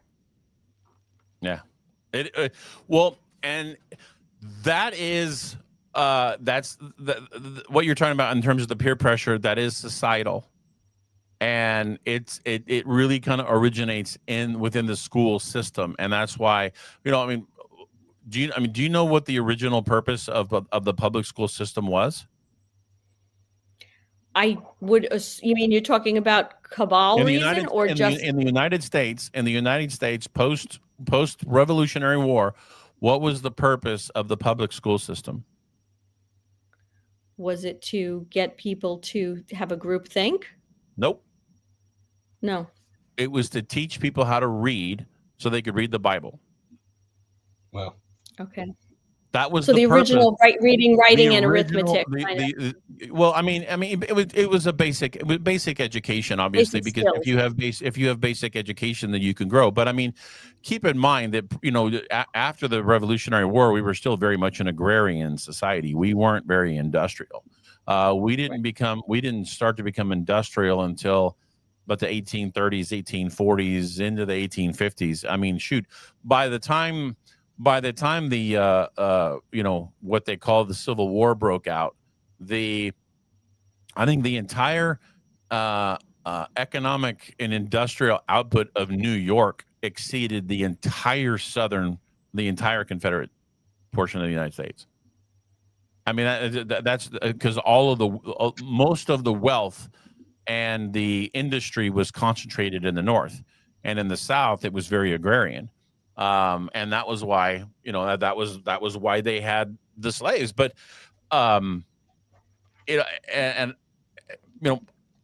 the people in the South actually knew that slavery was on its way out. They knew it was on its way out. And when they say that the war was about slavery, in a way that it was, but not in the way that people think, they many people in the South wanted to end slavery. They wanted to do it, but they wanted to do it in a way that was gradual. And if you look back at what the British Empire did when they ended slavery, I think it was they ended the slave trade in what, like 1803 or 1804 or something like that. But they didn't end actual slavery, the practice of slavery, until the 1830s. And when they did, it was they did it in a way that it was like it was almost like it was gradual. It was like, okay, well, you had to go through this, you had to go through like training and how to be a responsible citizen, because you're no longer going to be, taken care of on a plantation, or in some place. They were going to have to take care of themselves, and they hadn't had any training on how to do that within. Right, they were institutionalized, so to speak. Right, exactly, and it wasn't perfect. A lot of people didn't like it. A lot of people rebelled against it. And, I mean, listen, I'm not advocating. I'm the furthest thing from advocating slavery. But getting back to the point about in the United States, a lot of people in the South knew that slavery was going to come to an end, and they weren't necessarily fighting to keep it because they wanted it from a barbaric, most of what we think of today in terms of slavery comes from, seeing movies like Django Unchained or Roots or something like that, right? We have this idea of what slavery was like, that it was just these, rich white Christian guys who all they wanted to do was just beat the shit out of people. It's like, that's not what it was. I mean, if you go back and you read the WPA papers that were taken back in the 1930s, when they literally, there was like this massive government organization to go out and find anybody who had been a slave, and interview them before they passed on. And I think they got something like 5 or 6,000 accounts of from people who had actually been slaves. And it was essentially divided in a third of the people who spoke very fondly of the people who were their masters. You had another third that was like, it was like, it wasn't horrible, it wasn't great, but it wasn't, they were more neutral about it. But it wasn't like this barbaric thing that Hollywood portrays today. And then you have another third that did say, how horrible it was. And but the thing is that the third that talked about the barbarity, really, those were the people that were on the massive plantations. But not all slaves in the United States were on the plantations. A good chunk of them, in fact, I'd say probably over half, actually were part of it was with a single family, and oftentimes they lived in the same house. They actually lived in the house. They were domestic slaves. But I want to add to that, Ron, because I think, and again, I'm not a proponent of that either, but I want to make 2 points about this since we've digressed here. And it comes back to this indoctrination thing. So the one issue that we talk about with the war against the North and between the North and the South is that a lot of it also came down to economics, which we could be here forever talking about that influence. And slavery was that topic that, again, was very emotional, right? That people got very emotional. But when we talk about slavery, that's a very broad topic. There's the obvious physical, owning of another person.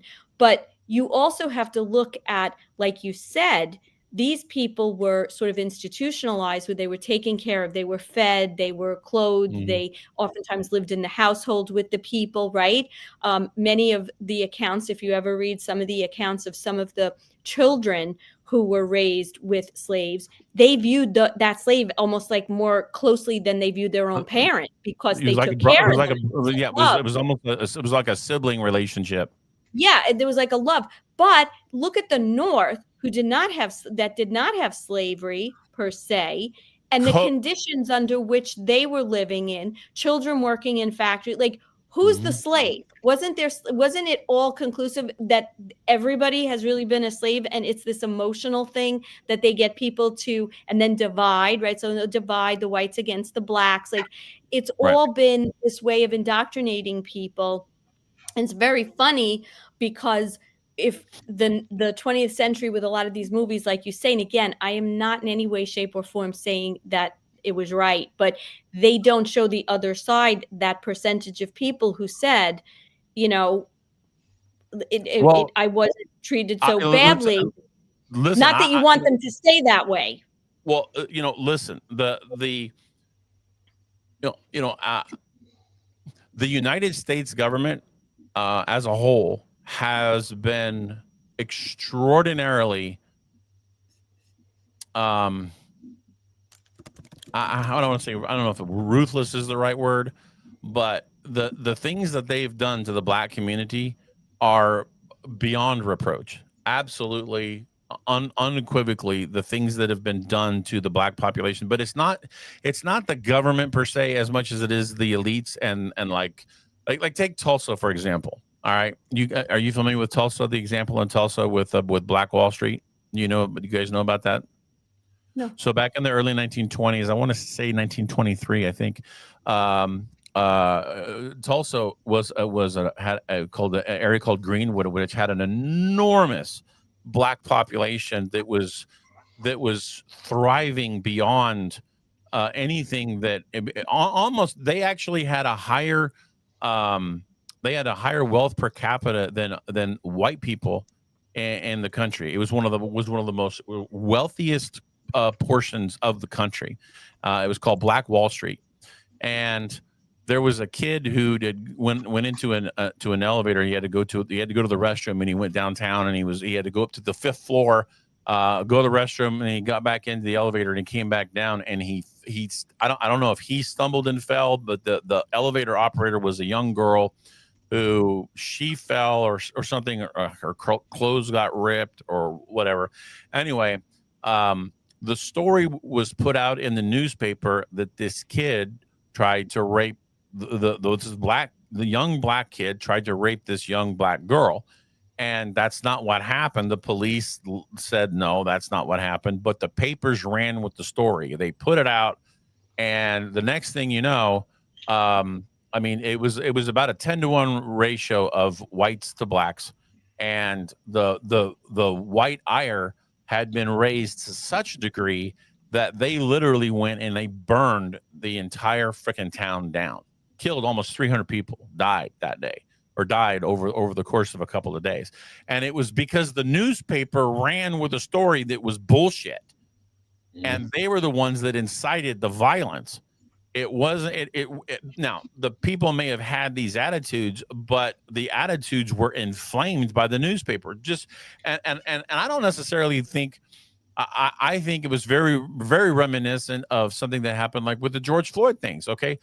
I don't think a lot of the Black Lives Matter people are evil people. I think they're people who genuinely believe that they're treated poorly and they went out to protest. Okay. But you have the agent provocateurs that will get out there and then they'll go and light the fires and burn shit down. And in some cases, that guy from MSNBC who said that it was mostly peaceful, you know what? There's merit to that. That goes back to that guy dancing in the field one, doesn't it? Yeah. Yeah. Yeah, there's merit to that. There is mostly peaceful stuff, but just because things are mostly peaceful doesn't mean that you don't have the agent provocateurs. And I mean, the same thing happened with J6. There's agent provocateurs in there. And what happens is that these agent provocateurs will get intermingling in with the people that they may have different political, philosophical views than you, but that doesn't mean that we can't get along, right? I mean, we've had political divisions all our lives, but why do we have to be so argumentative about it? Yeah. Well, I think there's a great little graph, a diagram for that I was trying to find, but the left have gone so far that way and the right have gone so far that way that the people in the middle are actually starting to see a common ground. A lot of conservatives got values and same sort of thing. If you did a if you did a test like where you took people and you had them, you gave them like a blind test with it was like, what do you think about this? What do you think about that? What do you think? If going down this list where it was like rather comprehensive, I would venture to say that the people on the right and the people on the left agreed with about probably 80 to 85% of things they would come to an agreement on. And then there would be about 15% that we disagreed on. 5% we probably vehemently disagreed on, and another 10% that we had disagreements with, but we could tolerate each other, right? Yeah. And I think if you really want to, if you want to just pick two issues that are probably the most incendiary, is you're going to have on the right, you're going to have the Second Amendment, on the left, you're going to have abortion or LGBT, right? Well, those are the two things that are probably that probably get the most play in that arena. But outside of those things, I think the vast majority of people generally are in agreement with a lot of things. I used to watch Dan Bongino, or I used to listen to Dan Bongino. This is back in my 2018-19 when I listened to him, and he said something one time, and it's always stuck with me. And he says, the left looks at people, and or the right looks at people on the left, and they say that they're good people with bad ideas, and the left looks at people on the right as bad people with ideas. Mm. And I think, that's this whoever this person is in the chat who's just, trying to bomb the chat. He is somebody, or he or she or it or they or them or Z or whatever the fuck, this person wants to be called. They look at the three of us, and we are bad people with ideas. Because we don't conform to what this individual wants us to conform to. No. Well, more importantly, why are you watching? I mean, when I don't agree with something and I don't like something, I don't want to be near it. So if you're not enjoying it, we're very sorry. But it's antagonizing. He's just being antagonizing, and I'm not gonna let this person get under my skin. So. No. Don't. Can I ask you a question, Ron? Going back to the Bible stuff, what you said about the invention of, school to get kids to read and watch the Bible, and we started off this podcast with saying everyone needs to really have an open mind about everything. And I say this, I've got many friends in this truther movement that they are very Bible orientated, and they take that as the gospel, as the truth, and the 66 books and stuff like that. But we know with investigation that, or potentially, there are missing books to this. There are books that have been hidden. There's stuff that's been taken and put under the Vatican. Was it written by men? The Council of Nicaea, King James has changed it. It's been fucked about with all the time. What would you say to those people that they need to open their mind a little bit more? It's interesting that you say that, because in here I do refer to a lot of the non-canonical things. And you know what I mean by canonical? No. Okay. So in the Bible, there's what they call the canon, the CANON, and that is everything that's canon, like the American Constitution is canon, right? It is something. Isn't canon church law? Right. Right. Okay. So when you say non-canonical, what you're saying is that it's something that falls outside of what they considered canon. Right. Okay. Okay. So, and that's like the Book of Enoch and the Book of Adam and the Book of Moses, all those things. So, I am somebody who believes that those books are absolutely important. Listen, I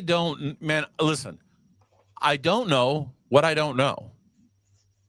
And as somebody who's extraordinarily suspicious of power and institutions, it's sometimes it's hard for me to go in and say, oh yeah, well that's absolutely fact. I won't say that. You're not gonna put me into a corner. And I'm not going to plant my flag and die on that hill. I'm just not. No. I don't know the answer to the question that you just asked. I know, but I mean, but what I do is I take what is today, what is scripture, and I think I said that in my when I read the when I read my introduction. I remember how I said I think we have this romantic idea that religion and things, these are protected by God. You know, we have this romantic idea that what is that what we get, that it's all protected. You know, God protects it. You know, from corruption on earth. And I have come to the realization that I don't believe that that's true anymore. I think that men do corrupt it. And is it possible that the Council of Nicaea corrupted it and that the Catholic Church held back a whole bunch of things? Absolutely. Yeah. I don't, like I said, I don't know what I don't know, you know. But that said, I go with what is considered canon today. And then I also include in here, I include many other books and other periodical pieces, because I think what they do, I like to use the analogy of when you go to a movie, you know, like one of my favorite movies of all time is Gladiator. Love Gladiator. And yeah, and so, but Gladiator, the motion picture Gladiator, was only what, like 2 hours in the theater, about an hour, like 2 hours and 10 minutes or something like that. And I think that's kind of like the sweet spot of what they try to get in terms of a movie. But when a movie comes out on DVD, then they'll have they'll have the director's cut or the extended director's cut, right? And it's interesting when you watch the extended cuts, what you get is you get a much better understanding of what happened. And that's what that meant when that happened. I didn't connect those two dots, right?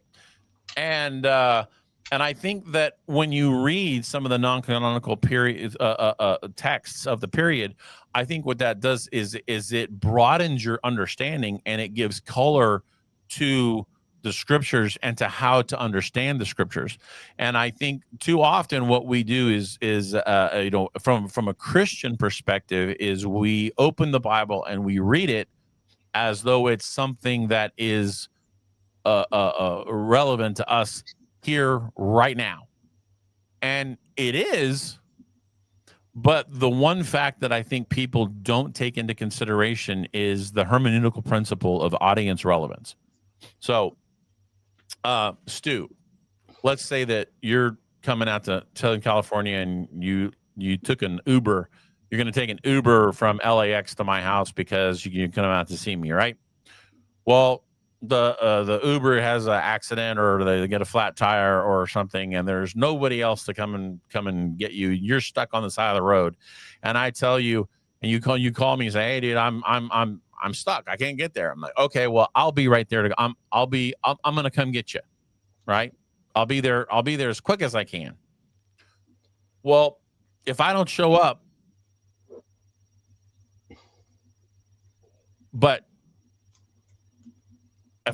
then what does that mean?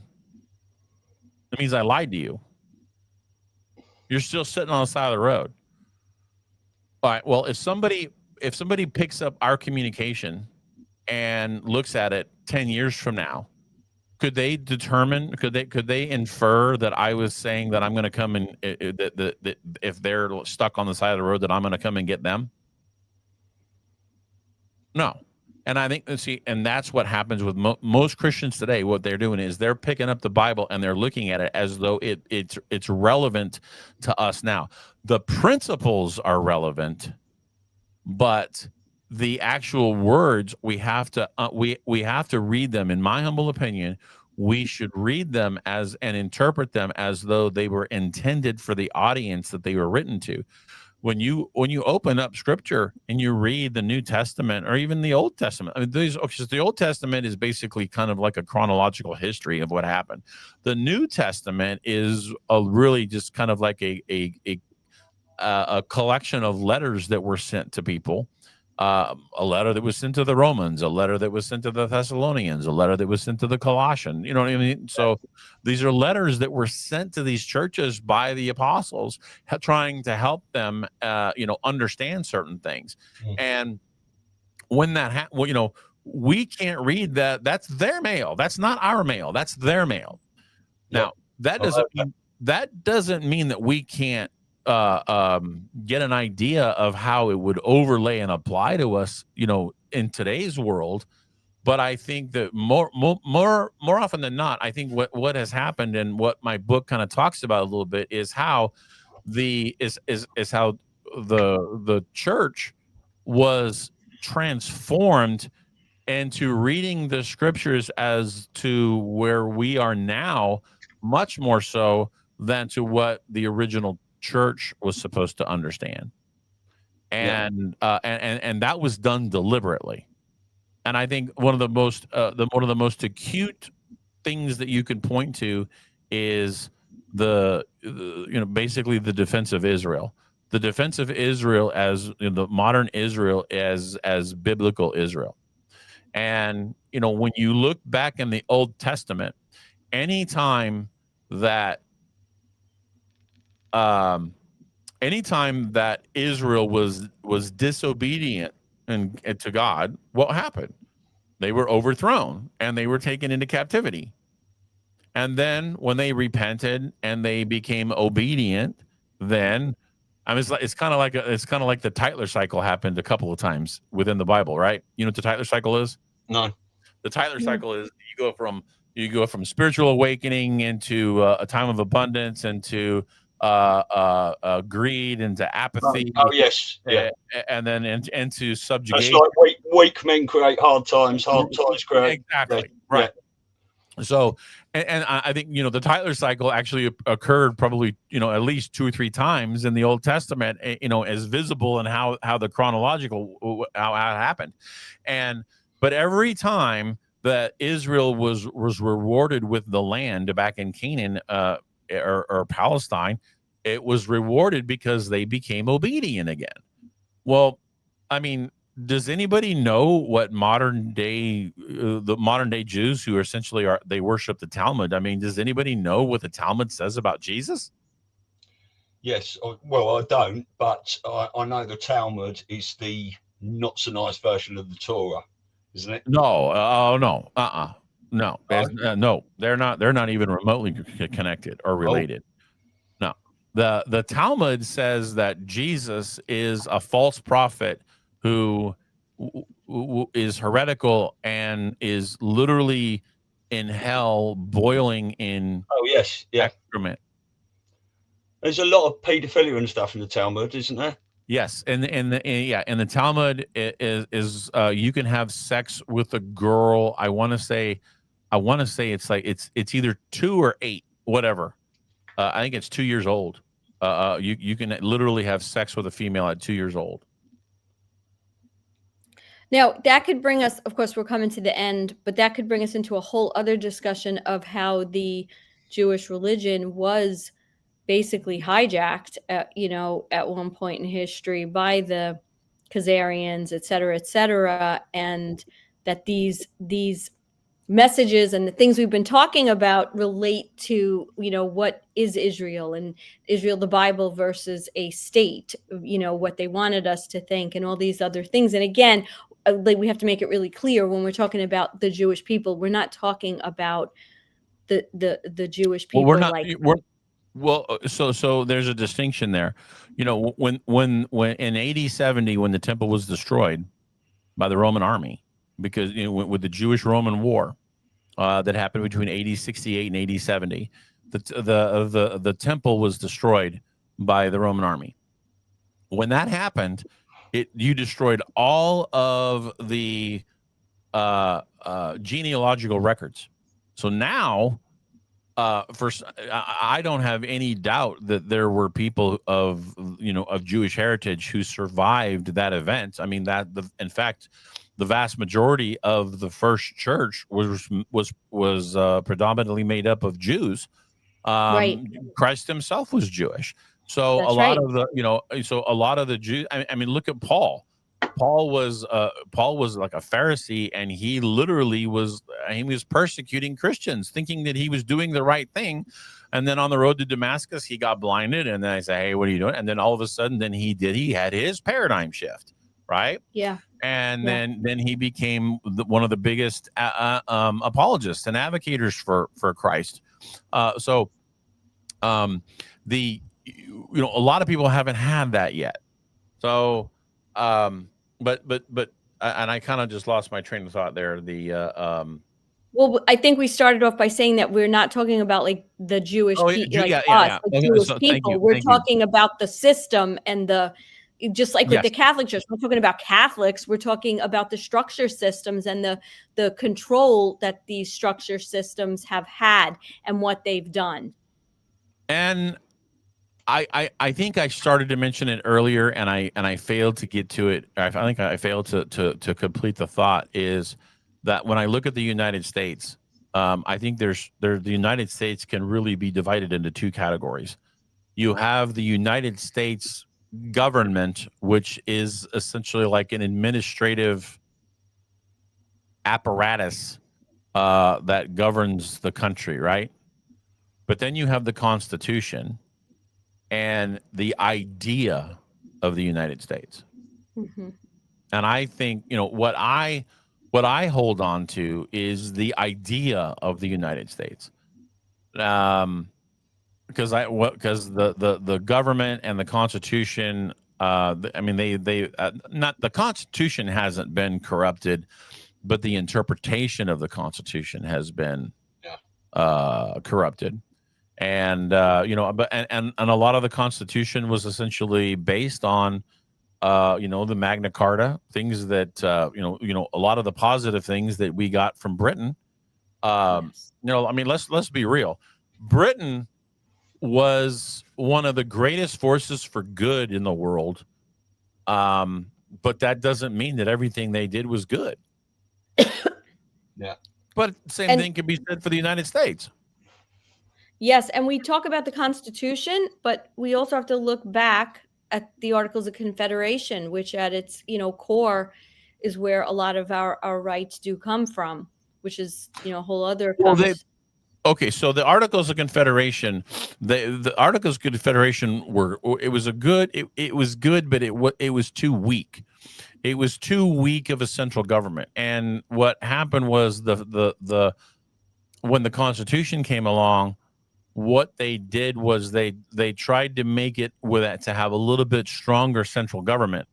And there were a lot of people who did not that did not sign on to the Constitution. They didn't want anything to do with the Constitution.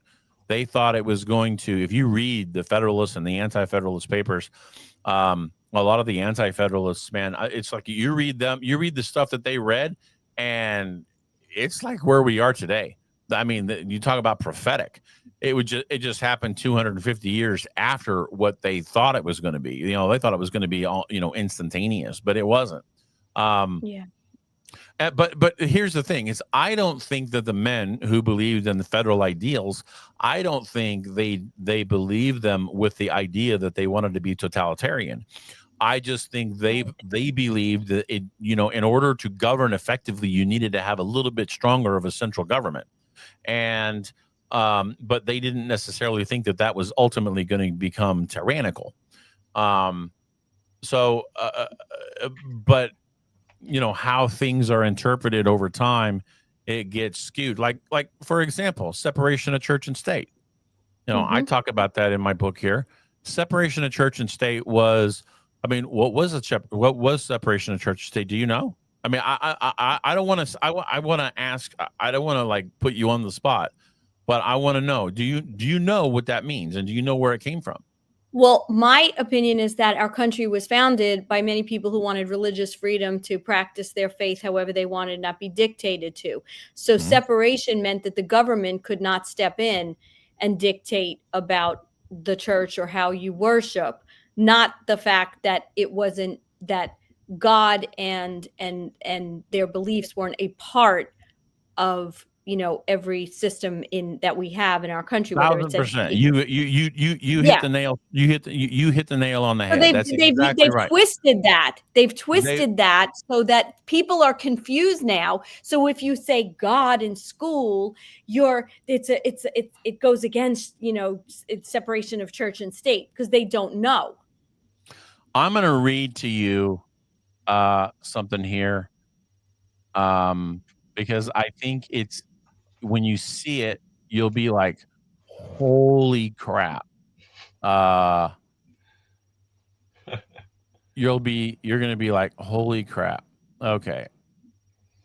And this is in my my first chapter. Like, how did a country that was founded on Christian principles drift so far? Let's look at what happened in the United States over the past 60 years once prayer was removed from school. Yep. 1962, prayer removed from school. 1963, Bible reading removed from school. 1960s and 70s, sexual revolution and the rising divorce rates erode the family. 1973, pornography becomes mainstream and legally protected. Miller versus California. 1973, abortion legalized. Roe v. Wade. 1970s to 80s, feminism redefines gender roles and weakens family structure. 1980s onward, separation of church and state twisted to silence Christians in public life. 1980s, ongoing, crosses are removed from public seals, logos, and memorials. 1980s to 90s, consumer Christianity grows, reducing faith to self-help. That's what is referred to as the health wealth gospel. I'll tell you that in a second. The 80s to 2000s, nativity scenes are removed from public property through legislation. That's Lynch v. Donnelly. And those were allowed. But subsequently, cases like Allegheny County versus the ACLU restricted them further. And the ACLU was really created. One of the guys who founded the ACLU, it's in his he graduated from Harvard, and it's in his Harvard yearbook in his annual. He literally says it plainly that his objective is to turn the United States into a communist country. He literally says that. 80s through the 10 Commandments are systematically removed from courthouses, schools, and public buildings. 1990s to 2000s, Christmas is renamed a winter holiday in schools and public institutions. 2000s, homosexuality increasingly normalized in culture and law. 2000s and ongoing, high school graduation prayers are restricted or eliminated. Public university Christian groups required to allow non-Christian leaders or lose recognition or funding. So think about that. You're in an organization in college, and it's a Christian organization. And if you don't allow a non-Christian to come in there, then you run the risk of losing money from the institution to help you with your organization.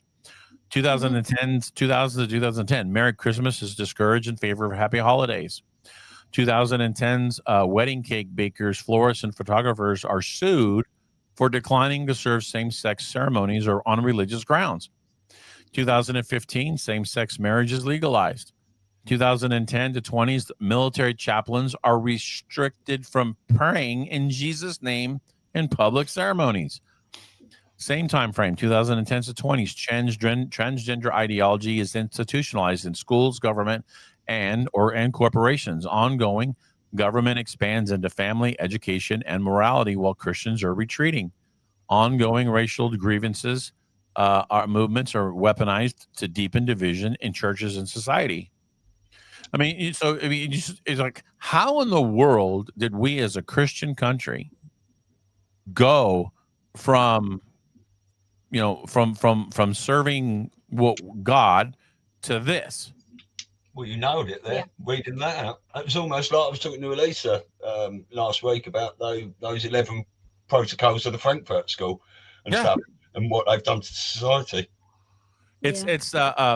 I was playing a game with AI the other day, and I said, in the United States, how many planks there are 10 planks to the Communist Manifesto. Yeah. And how many planks in the Communist Manifesto do you think are actually in play in the United States, if not ironclad, done? And I said, I have a figure in my head, but before I tell you how many I think it is, I want to hear what you think. And it said 9. Now I said 8. I actually said 8, but it said 9, and I can understand where it would get 9, but but yeah, you look at that, and I mean, we literally have we've literally become that. And for those, for people who don't know history, they look at what I mean. Are you familiar with the Reese Committee and Norman Dodd? Mhm. You are?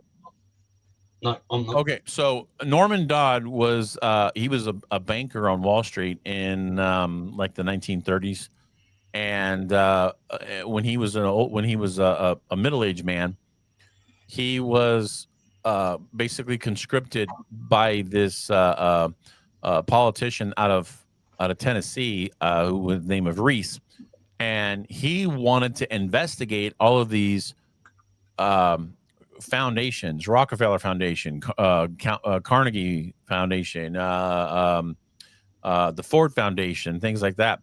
And what he wanted to do is he wanted to know what are they doing?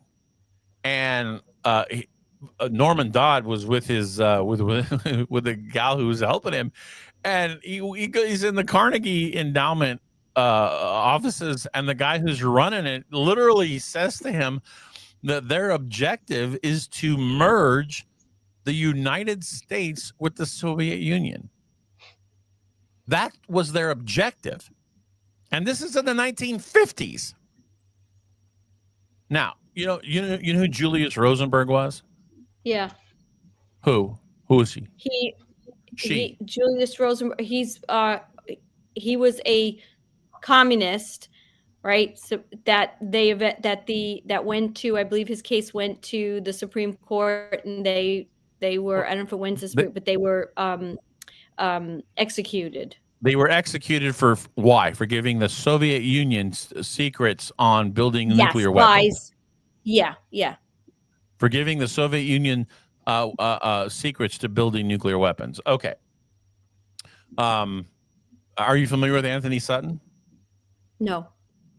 Anthony Sutton was a member of the Hoover Institution, and he was an author and a researcher, historian, and he wrote 3 books: Wall Street and the Bolshevik Revolution, Wall Street and the Rise of Hitler, and Wall Street and FDR.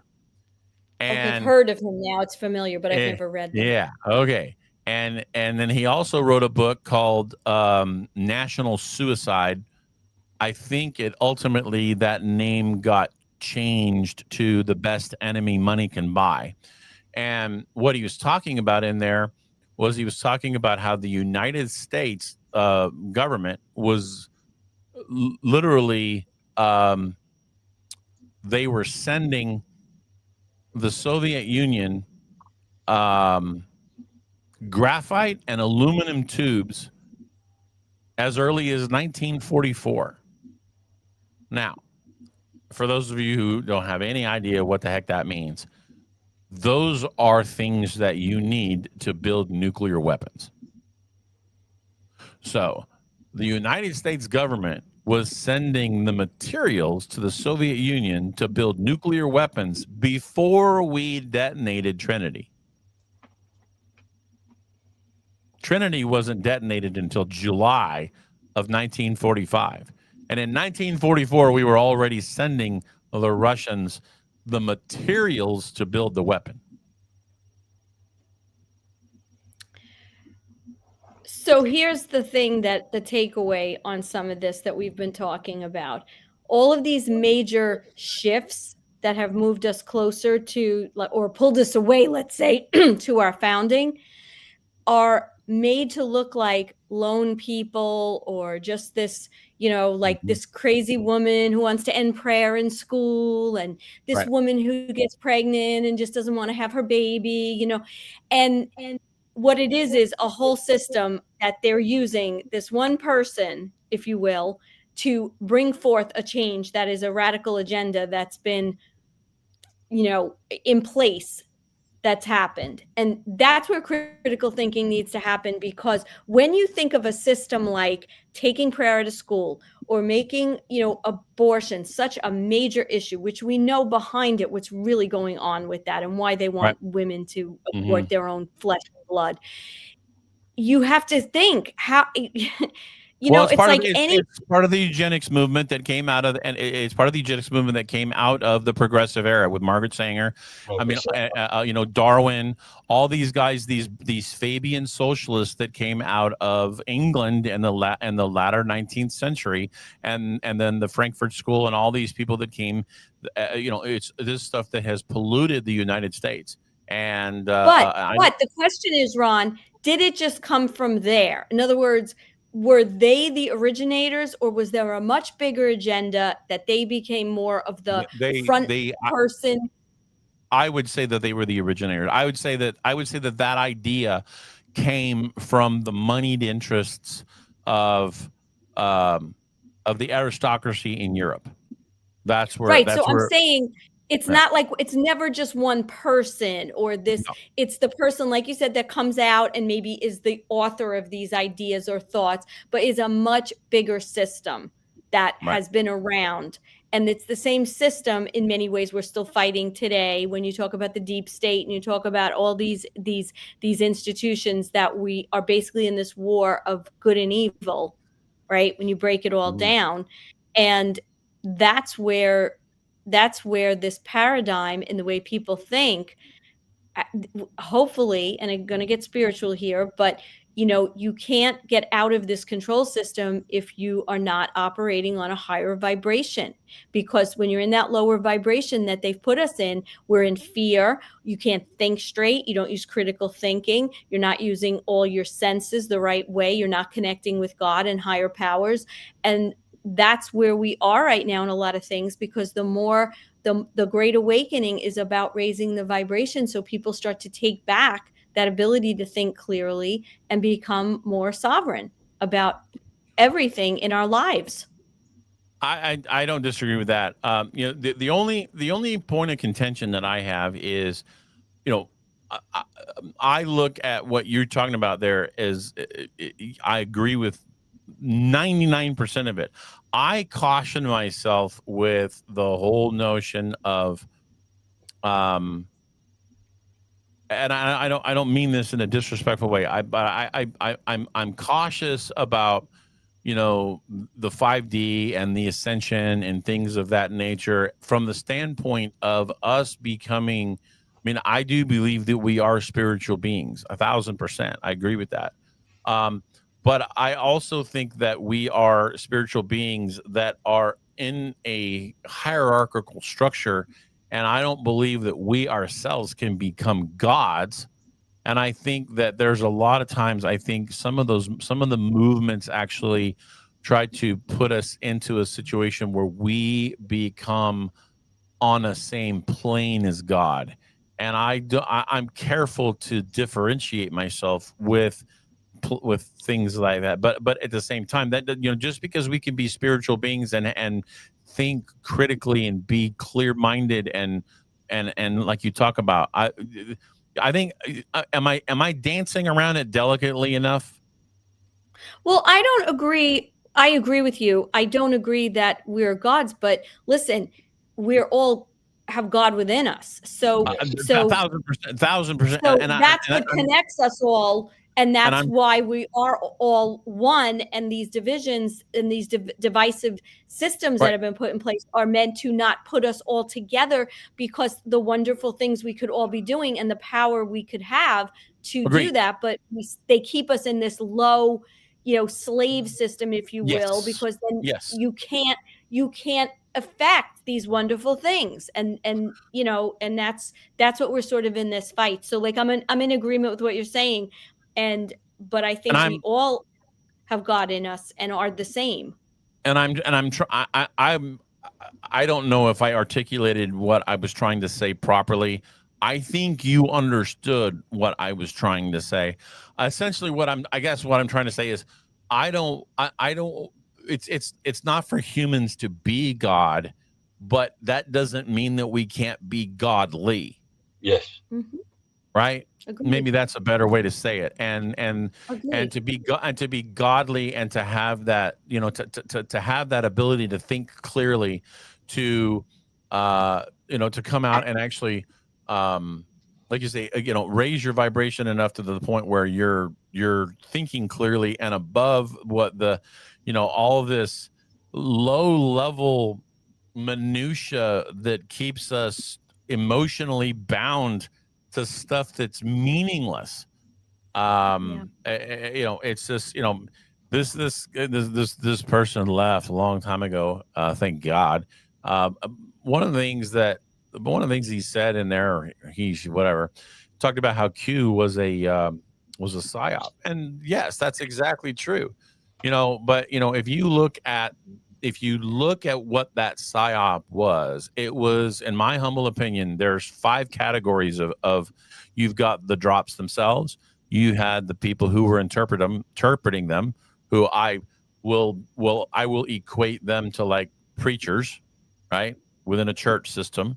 And then you've got the people who followed the preachers, or the people who followed the account creators who were doing the interpretations of the drops.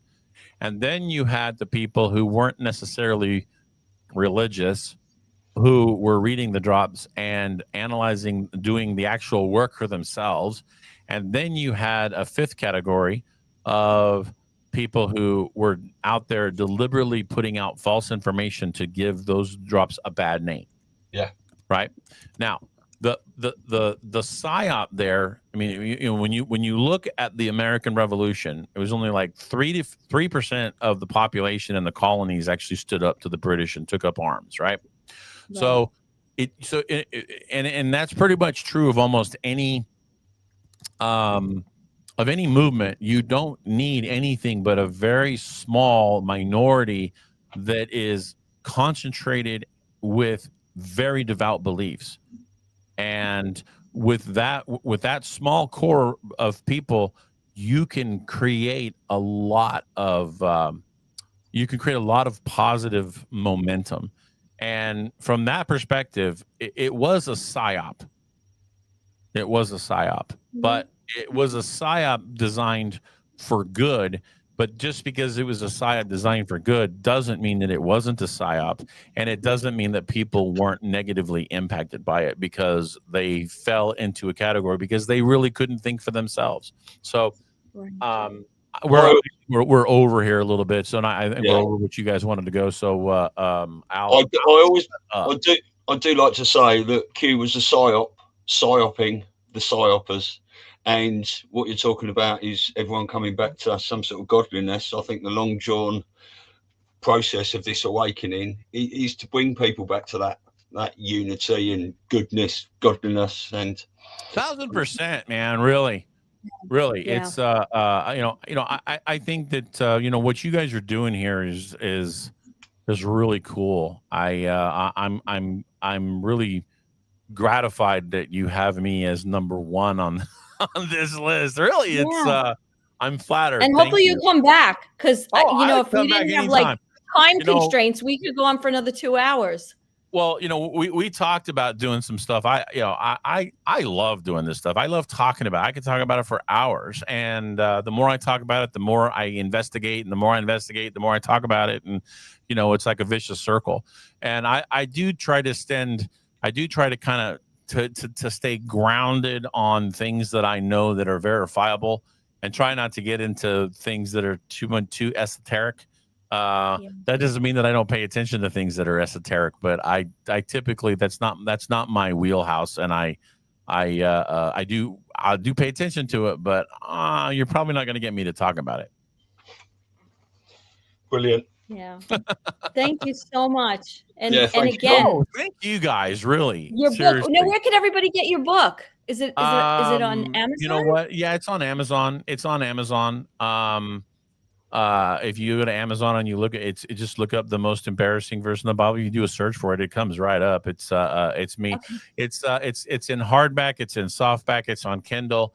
And I'm actually in the process of doing the verbal recording so I can make it into an audiobook. But the audiobook, the audiobook is not going to be the entire book. It's not going to be, it's just going to be the first section of the book, which is it's just basically, it's just the first chapters and then the epilogue. I'm not going to do the audio portion of all the appendices. I'm not going to do that.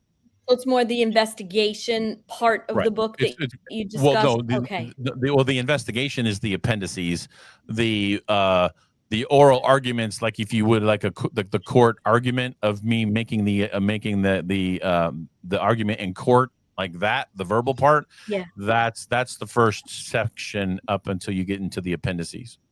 Okay, got it. Superb. You've got a website as well, Ron, haven't you? You know what? I have a website. It's untoldhistory.tv, but that takes you straight to my Rumble channel. I need to have a larger web presence with like merch and stuff like that, but I just don't have that right now.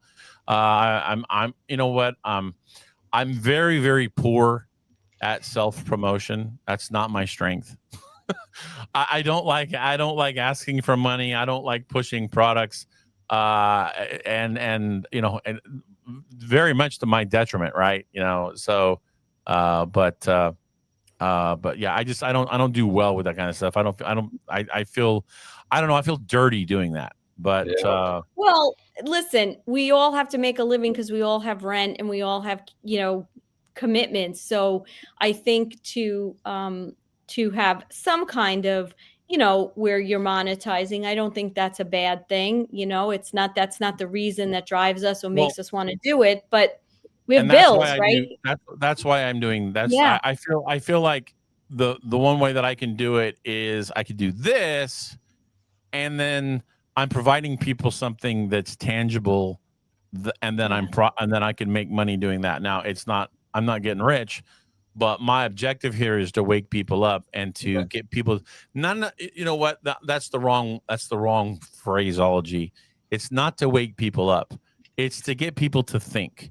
My intention and the things that I try to do on my channel is I try to generate curiosity, because I don't think we live in a society where there's enough curiosity. I think people are fed information and nobody takes the time to investigate its veracity. Yeah, good point. Brilliant. So on that note, I know Elisa's like, I gotta go. It's just some clients banging on the door, are they? Yeah. I have clients. Yeah, I'm so sorry. But thank you so much, and we will have you on again. Thank you, there's so much to anytime. talk about. Anytime you want. I love to talk about this kind of stuff. This is, you know, obviously I can talk about just about anything. I'm not relegated to just one topic. So we certainly like to do a bit of Q chat, don't we? Yeah. So, but I appreciate you guys having me on. Thank you. Brilliant. All right, guys. All right. See you soon. Bye. Thanks everyone for watching. Thank you. Cheers. See you later. Bye.